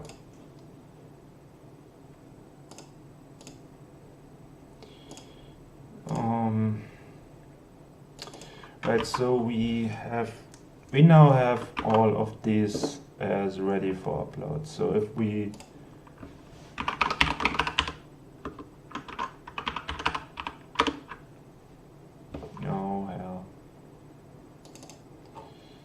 yes,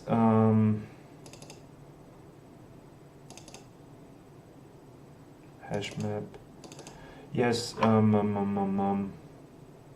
debug.rs. We don't actually need this because this is what Azure does for us. So fonts. Yes, we don't need this anymore.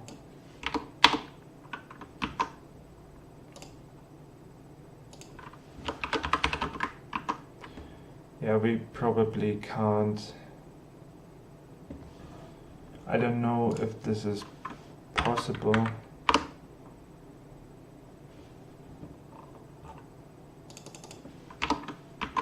Because I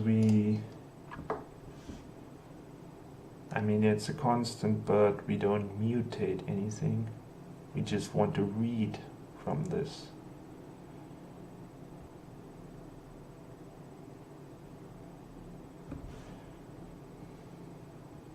What was the first frame time is alpha, but it doesn't impact the regular frame time, right?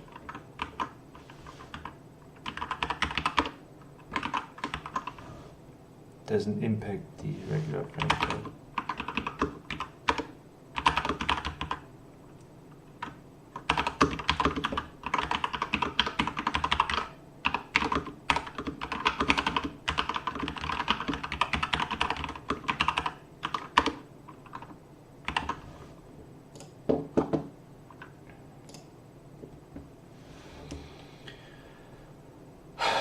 So, what's the next step?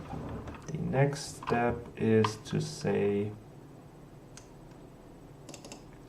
we now have this add font, remove font. Okay, removing the font is very easy. We just say, maybe it's not easy. Maybe it's not easy. we actually want to tell WebRender about this. But add image, mute test image, we also need mute test font, add font, mute, otherwise we can't read. Right, add font, remove font. This will all be much more optimized and so on and so forth, but it doesn't crash, at least, you know. Add image, add font, let's mute all, and add font.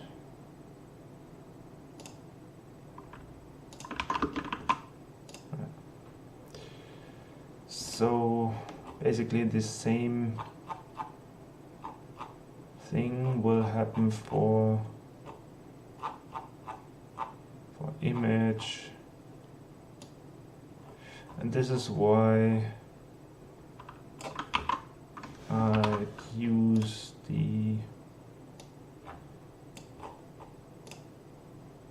this is why I put this in the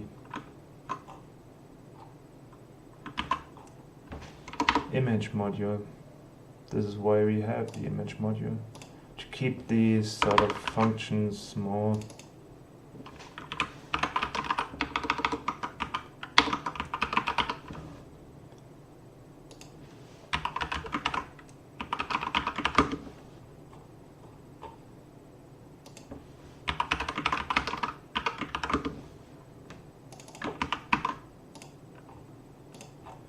So here we have, instead of this, we have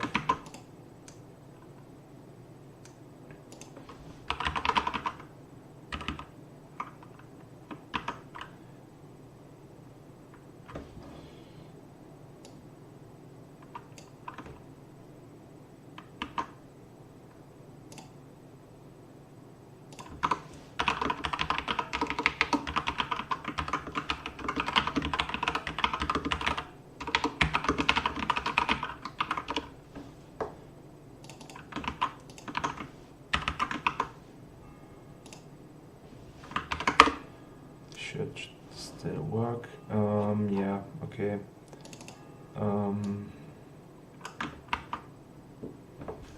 We can probably remove this with unused things such as, you know,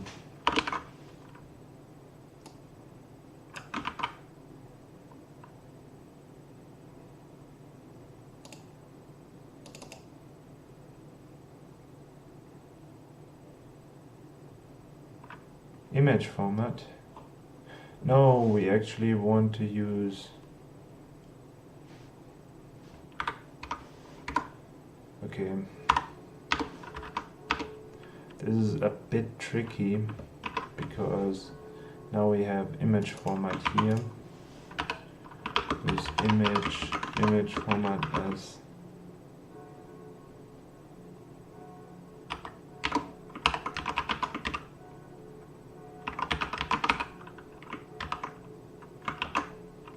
use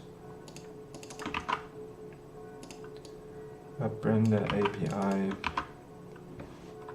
image format as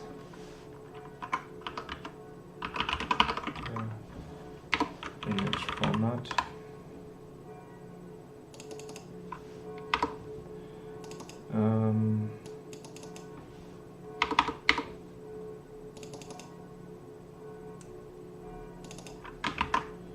Then we have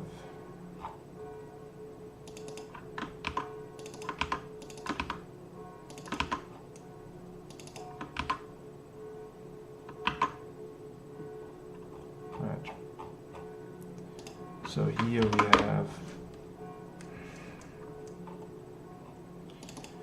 enum image opaque format with image format.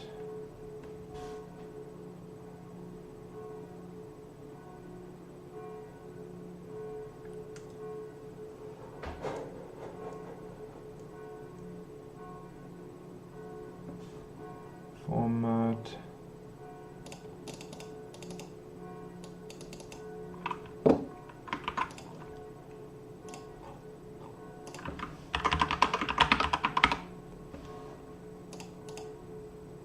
No.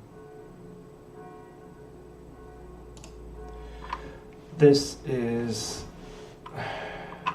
Why is this bad at... Oh, yes, because... Yes, of course.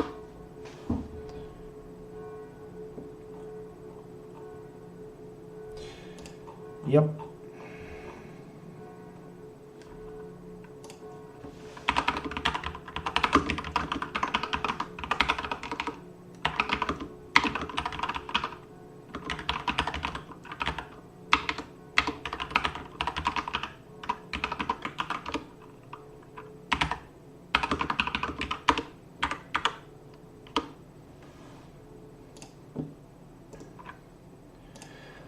So we have add, let's just have this not be available, add image, my image, test image, and let's not remove the JPEG because technically we, okay, so in our display list,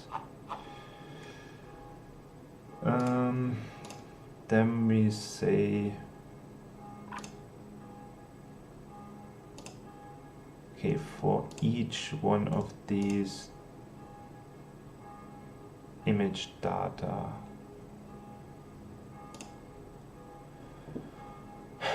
okay, so how does image state scale image get image unwrap.key?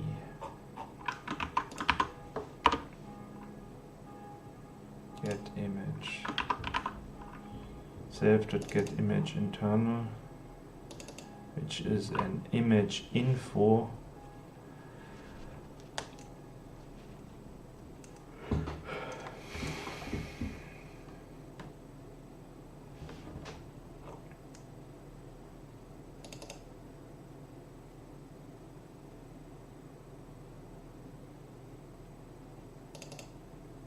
Self.put image, create image resource,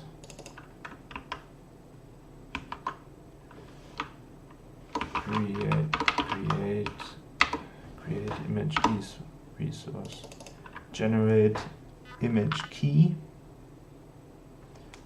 and resource updates, update resources. So we want to, yeah, basically what we want to do is sort of this descriptor, key descriptor,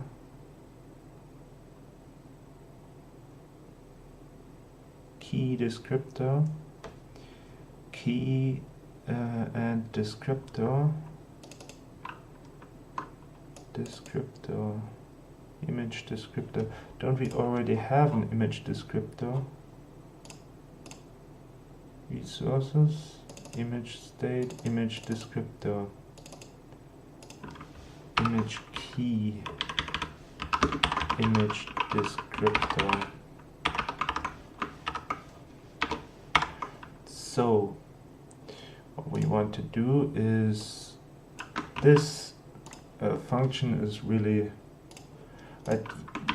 it's sort of, you know, I do steal the code from him, but like because there's no documentation on the on web render, so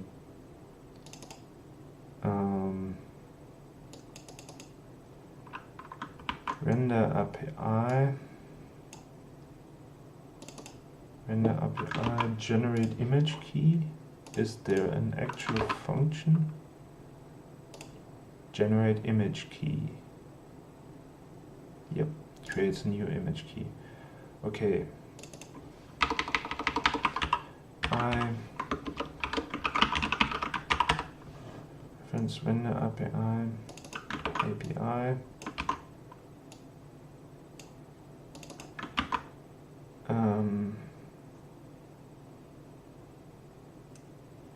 Yes, well, it's more descriptive to say this. So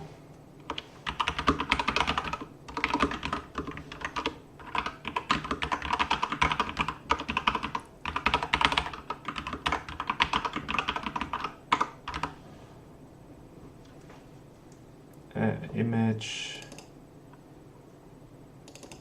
info, yes. So uploaded of image info.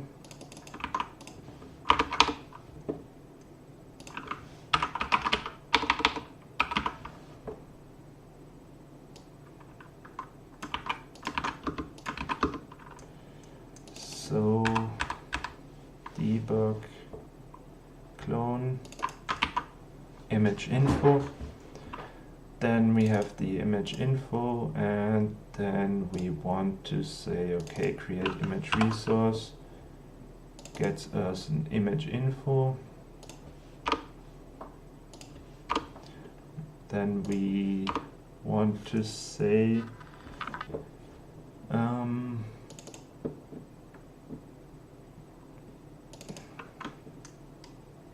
generate image key, but we don't want to say API.update resources.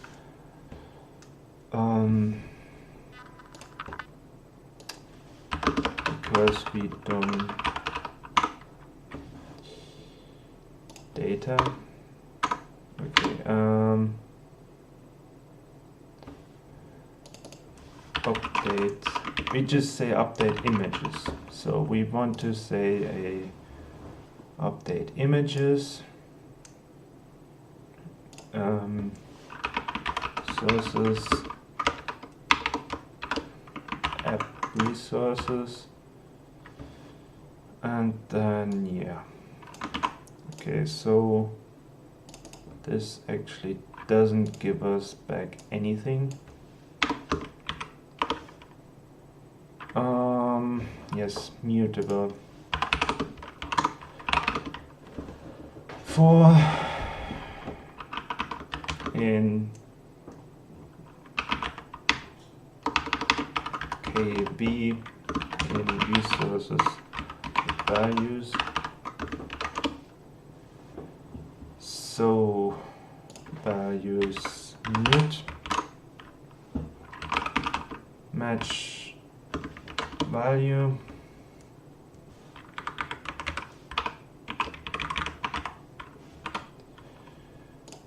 So basically we want to say we want to update all of these at once and only send the resource update once, not all the time. Resource updates.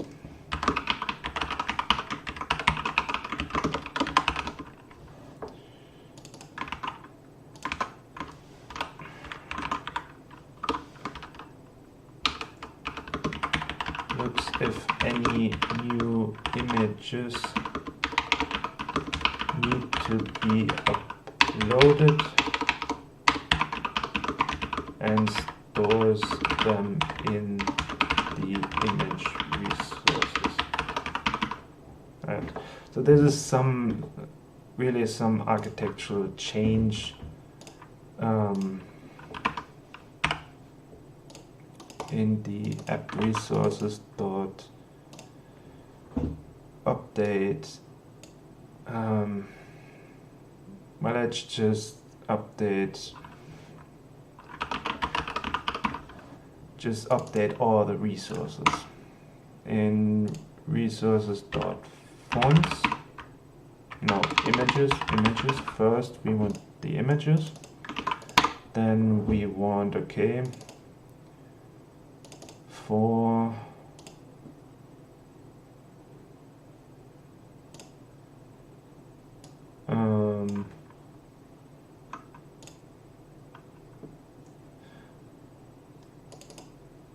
images map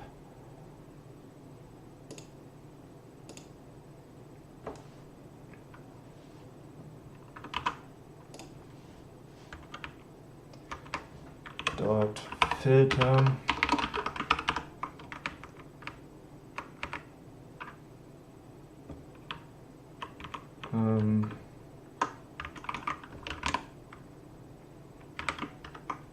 KV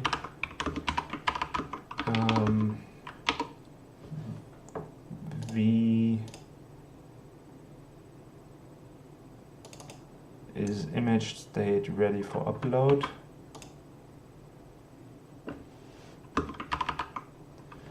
Filter map V match V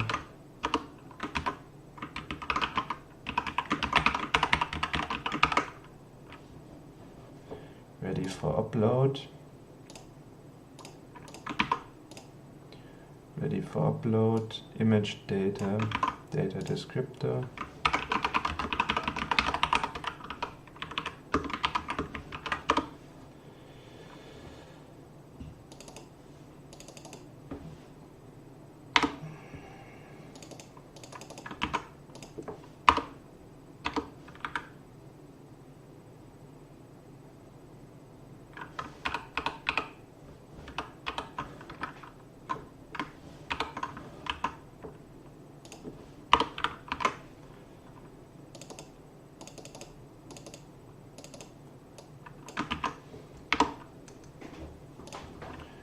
At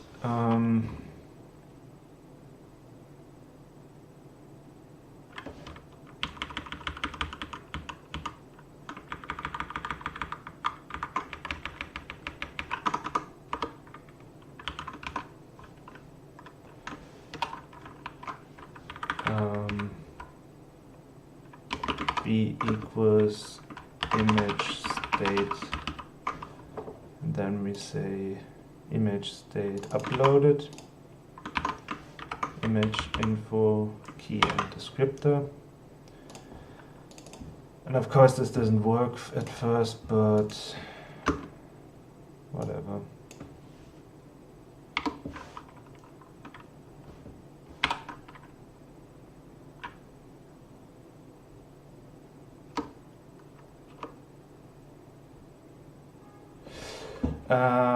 Yeah, for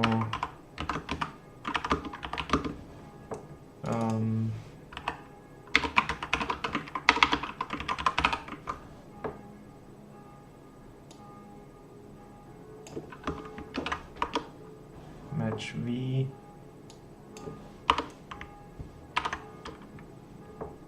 and then we basically have this.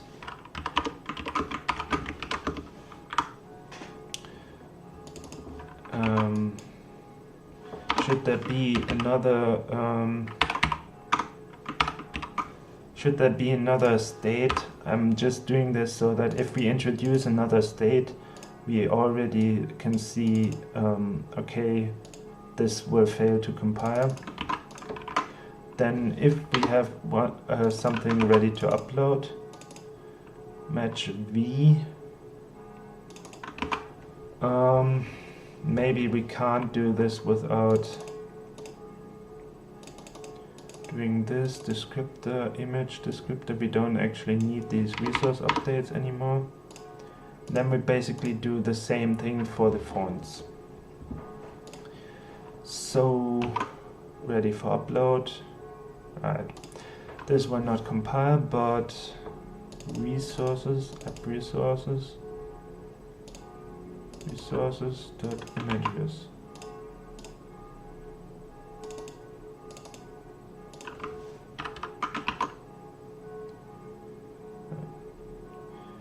No. Oh, because app resources. Right.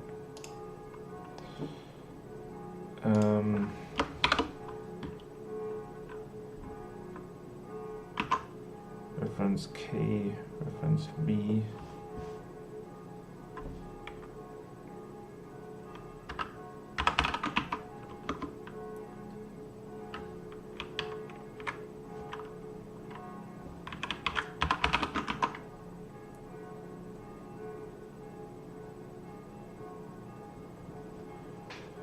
Oh, come on, image state.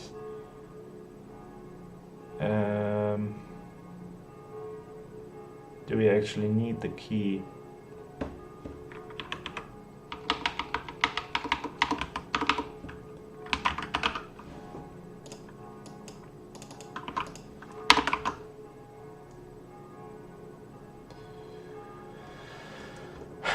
Image state. Use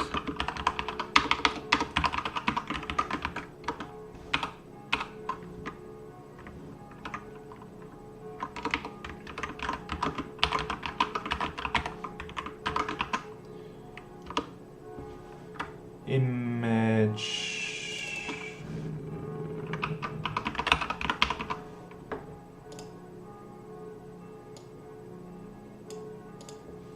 image info, and we need to do this in the images.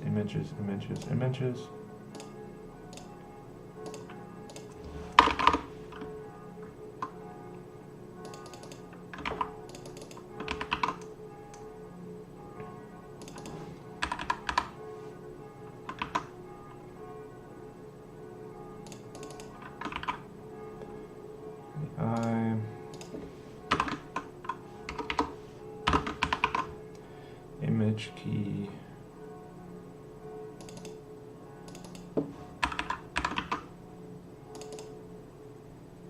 Proper play. So generate image key. So we don't need this, right? If we generate font key, generate image key, so web render does this for us. Image state should also be in the image. So here we store if we have uploaded this, and images image state.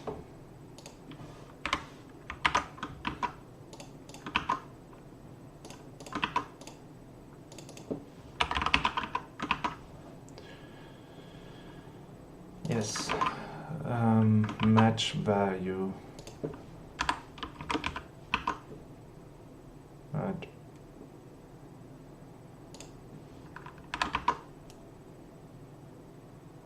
Hopefully, yeah, twice to immutable value. Yes, god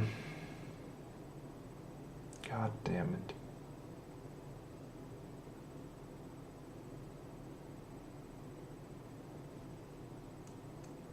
Cannot move out of board content.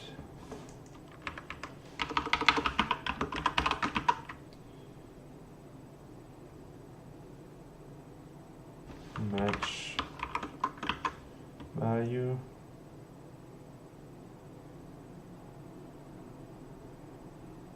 Image state ready for upload. For value, just say value. Value equals, yes, now we need to say pointer value, and it will probably not allow this because we have, yeah, or ref data, ref descriptor.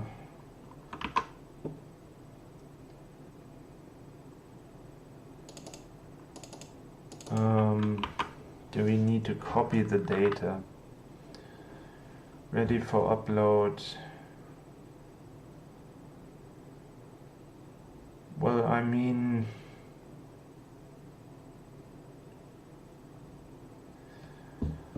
no, we need to do this differently.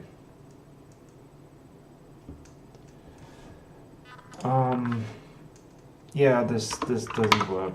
So let's just say let mute updated images. Technically this would work, but it's not safe. String and image the image descriptor new. So if there is something, we need to access this twice. We need to access the basically borrow the app resources twice. So if we have updated images for mute iter, you can just say iter at this point, key value.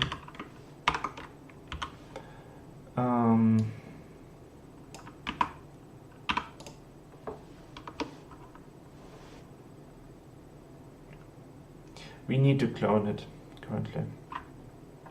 We need to clone it, but this is something where updated images, because otherwise we won't get on around the, well, it's one extra allocation, so well, whatever. We can later on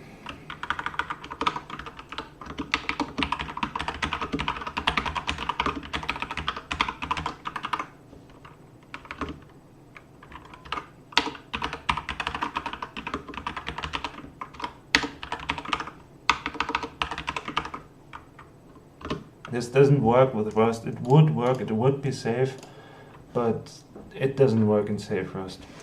So, yeah.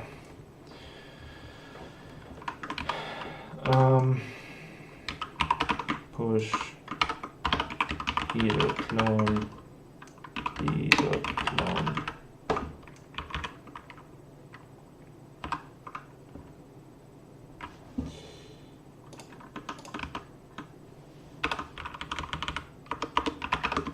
For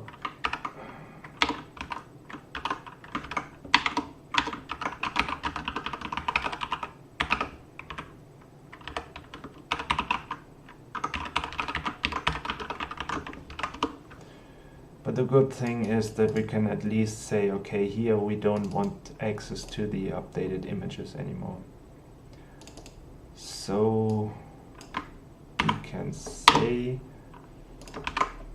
key equals API resources,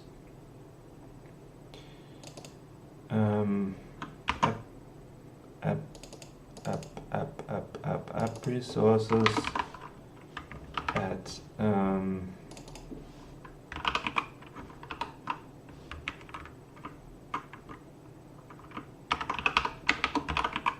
key for key data descriptor,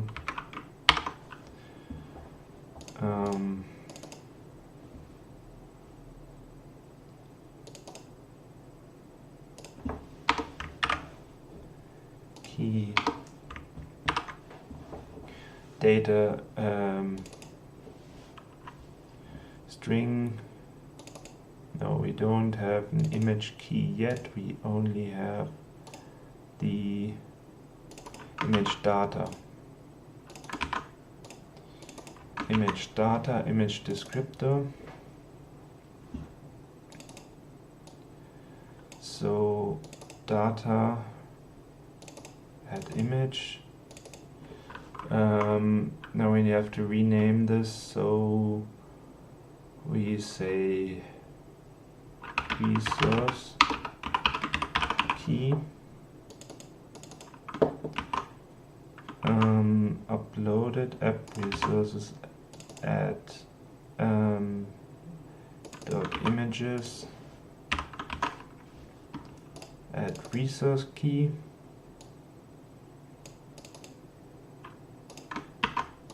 So this should actually work.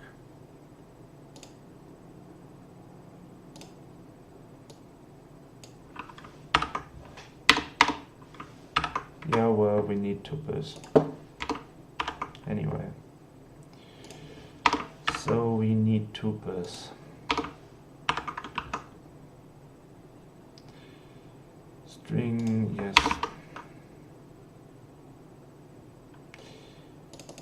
push updated images, push key.clone, d.clone.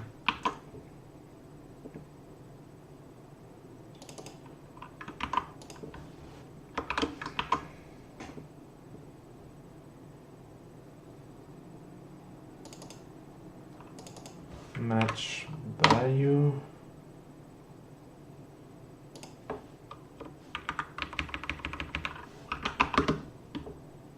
Match value.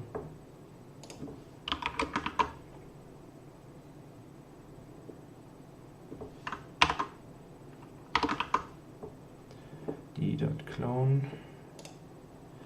Cannot assign to app resources.images.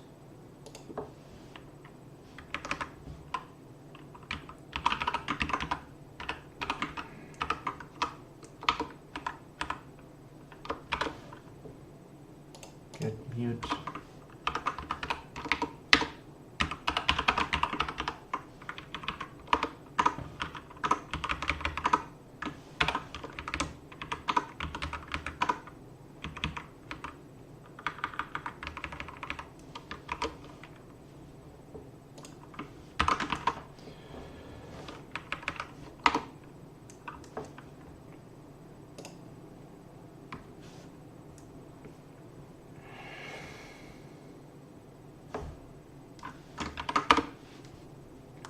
So this should go and actually upload the image, upload it, and then we only have to say, okay,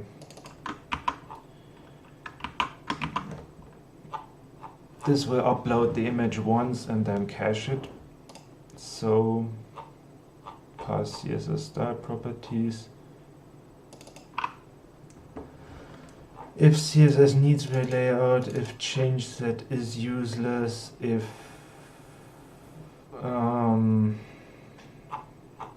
right, for rect. Right, and now we get to the actual fun part, which is to say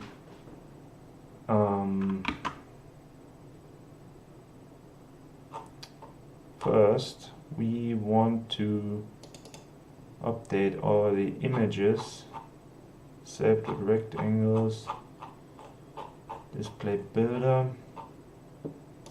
Right, here we only update resources, display list builder, API, render API. Actually no, we want to, oh, we probably need the render API, don't we? App resources, mute app resources. I hope this is possible. API. So we first need to use the render API. This is getting really out of hand, but 1, 2, 3, 4, 5, 6, 7 is the maximum of number of parameters you should use, but this is really getting out of hand now. Update, upload image and font resources. Yeah, well, I don't actually know where this will block, so uploading images and fonts will block the UI for some time. Upload the resources. Oh, self upload, because we have here update the resources. So, and then we can say, okay, so then we can say, okay, this is all just the setup for that. We can say, okay, if we have something that looks like this, get the key, get the image and push the image, so that we can say, okay, these are the bounds of the image.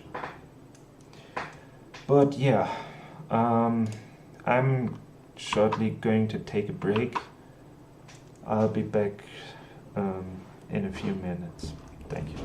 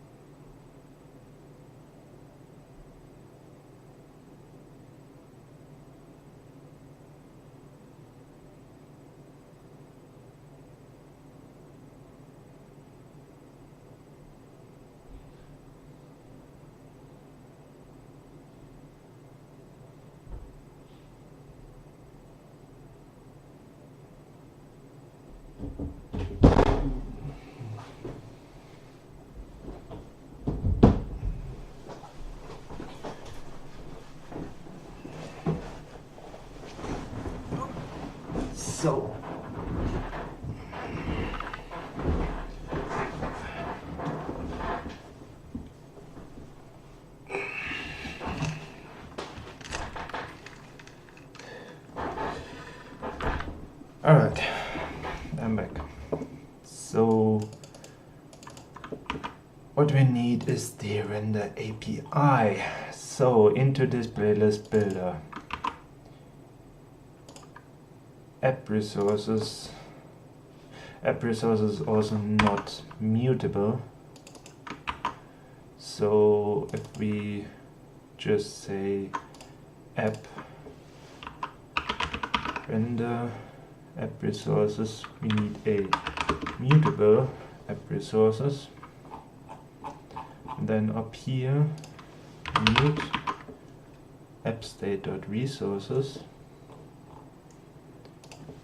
mute app state.resources, and then mute app state.resources. Right? This should now work.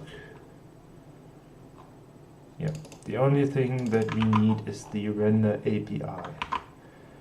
And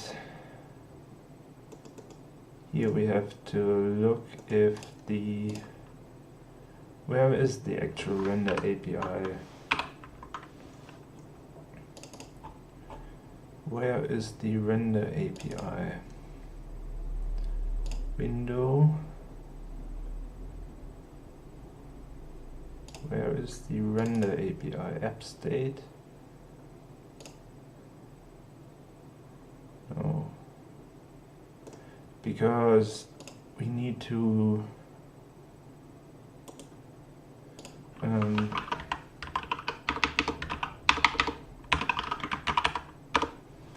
render API window.internal.render API. Right? This is where the API happens. So let's just, because we have to upload this to each frame individually. So the more windows we use, because the render API is bound to the window, bound to the context. So the way Lim does this, it uses a global render API, which is of course is bad, because then you don't know, you only have one window. It won't work with more than one window. So yeah.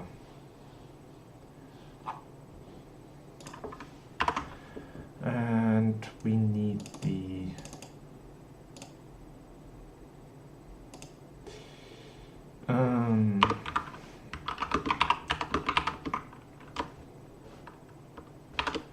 window.internal.render API.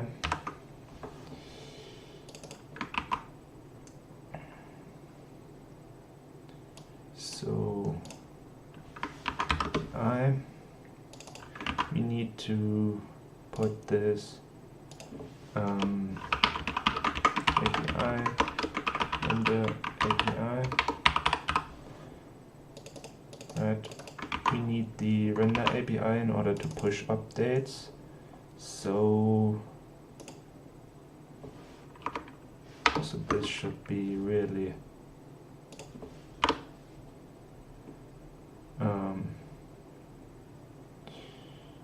into this playlist builder render API. So into this playlist builder should accept a render API render API. So right.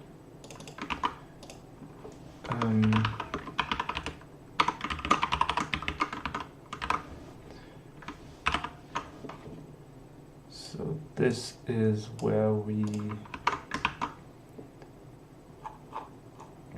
are.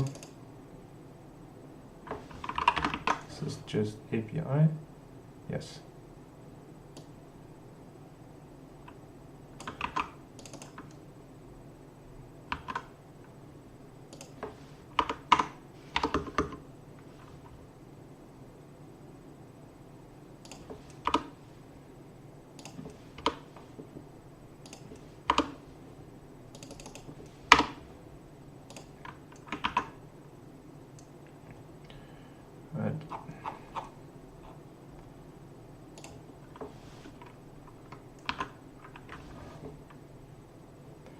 and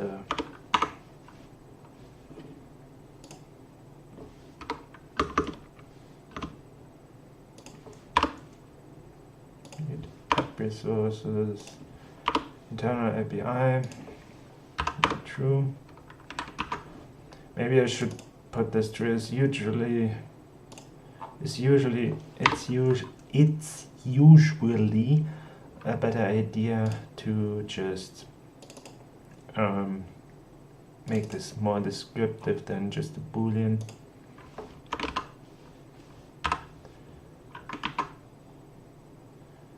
But cannot borrow window.internal.api render window.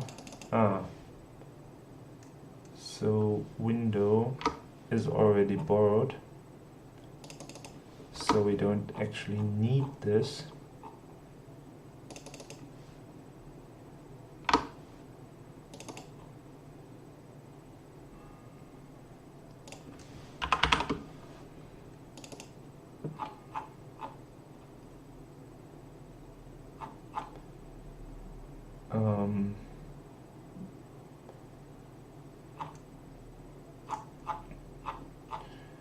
So when we have render window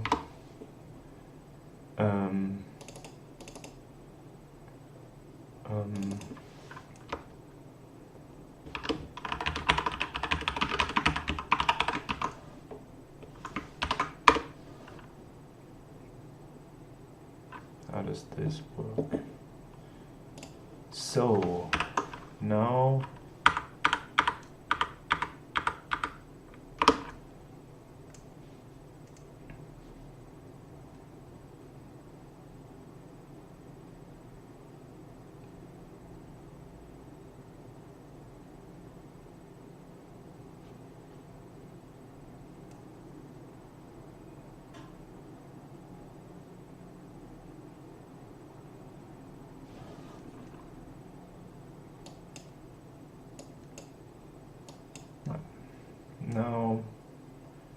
we have that. Yeah, so the next thing that we have, so now it's actually uploading all of this stuff.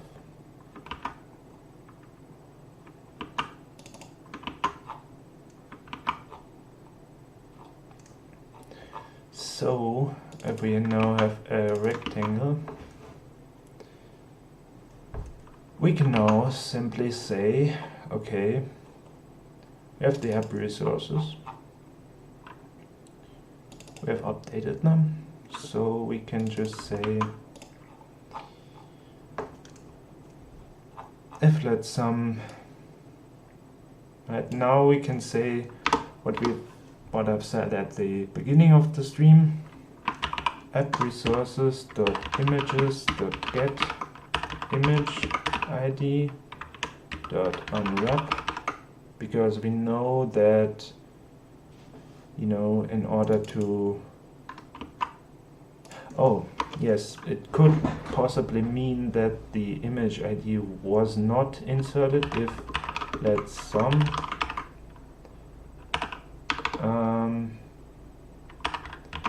image, what do I call it? Image info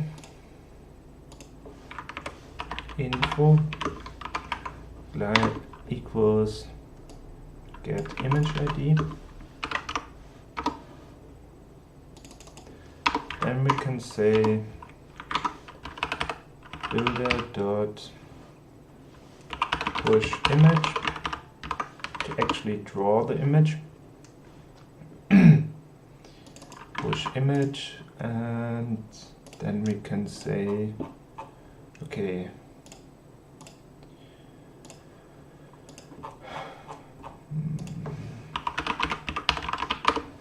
now this is really the last step of doing something. Push image. I'm also interested in how this is done, but push image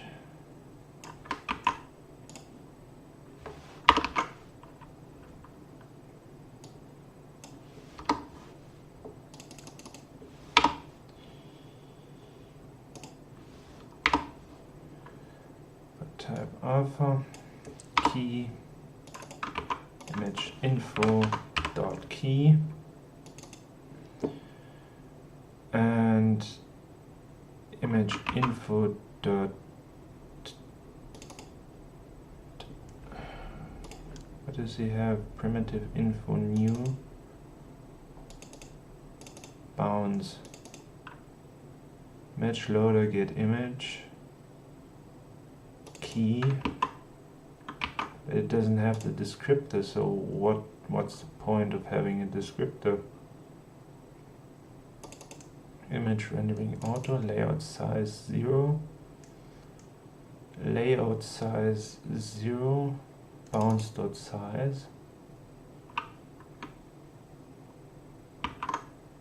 bounds is a rectangle, so info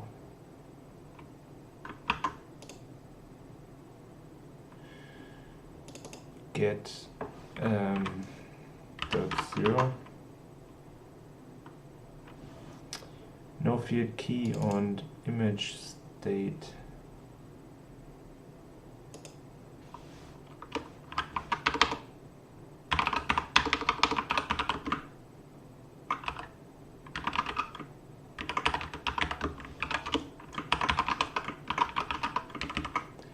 Image state uploaded.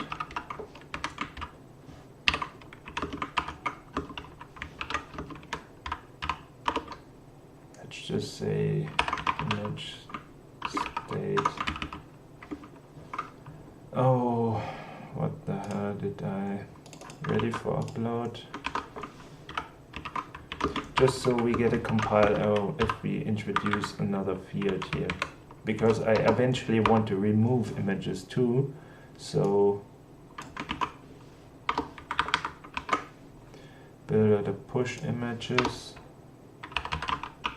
Info. So now we can say image info dot yes use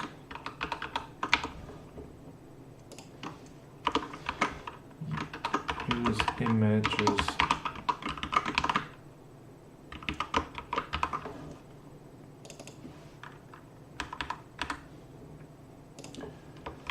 match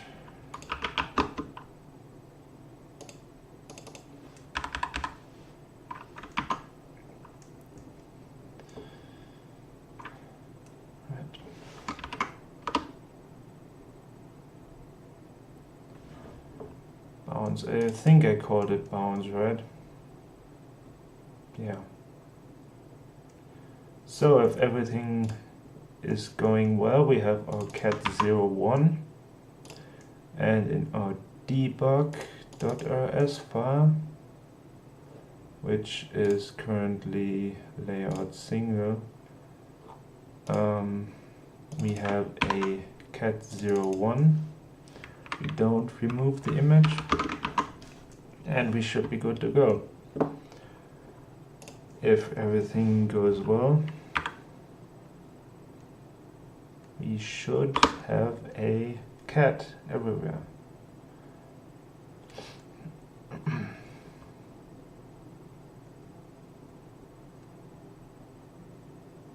Maybe it will fail, maybe. But in theory, it should work.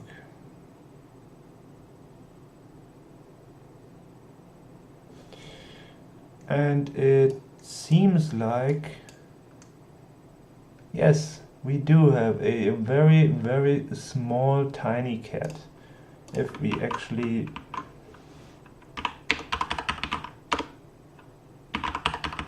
so it did actually work. What the hell just happened? Oh, I killed the window. So we actually have a cat. It's just that we need to be a bit more concise with our background. Instead of having a linear gradient, we now want to have it an image. So this runs, this should display the cat on the bigger square, hopefully. And here we go. Yes, here we go. Here's our cat. It's looking very blue, but it's a cat. So yeah, it doesn't clip correctly, but it's a cat. So what can you say?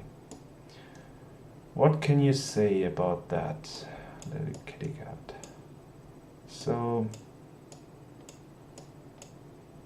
just want to see how bad are the times. In release mode shouldn't be too awful, because I mean it's just drawing one image, right? There should be basically, I mean for a GPU this is basically nothing. It's just the startup time is more important, and how does the startup time work? But it's usually with the image create. It should actually be really slow, really fast, because in release mode there are various optimizations to be done, and I mean, yeah, for just adding an image and we have a success, right? So we've, you know, this is sort of where all of the different parts come together. So we have the CSS cascading, we have the image loading, we have the image uploading, and so on. We have the resource, we have the caching. All of these types, they come together and compose a system which is, you know, easy to use. And we changed the API for like this. This is the whole API that has to change. Background image and add image. And so basically we can also say in this DOM, we can also say self.add image, because we, right, if not self.has image cat01 self.add image, right? Or we could just say self.add image, because, you know, it does the lookup. Of course, it currently does it in BRGA order and not a RGBA. So, but it is a cat, so what can you say, right? It's a cat. And this is what we can do now. So, which is really powerful, and it's caching all of the values directly. Let's just see it one more time in release mode, so to make sure everything is working. And this is pretty much the end of the stream. I hope you all enjoyed it, although maybe it was a bit boring, but yeah. Thank you all for watching, and you know, if you have questions, any questions on this topic, I just answered them now.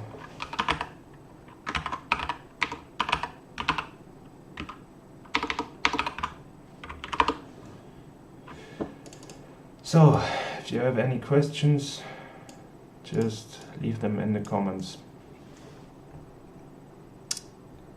And yeah, I'll just wait until this thing builds, and yeah. I'm sorry for the ads. Amazon is doing this. I mean Twitch, not me. I don't know how to disable these ads. I don't actually want any ads. So, now we can see ourselves.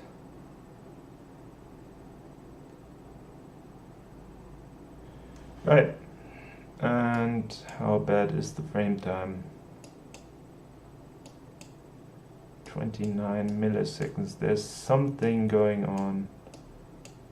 I don't believe it's actually this bad. Because if you look 1.3 milliseconds, right? Look at this. This is not accurate. For some reason it isn't accurate. So we now can show images, right? And which is great, right? And we have hit testing, all of this. Right, if you have questions, just leave them in the chat, or yeah, but I currently don't see anything, so I just wait a few minutes. Maybe someone wants to say something. Oh god.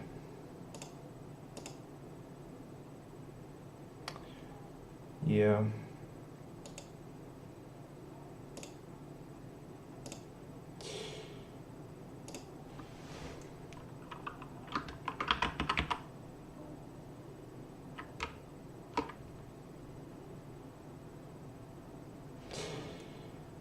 Cool. All right. So thank you everyone for watching, and goodbye.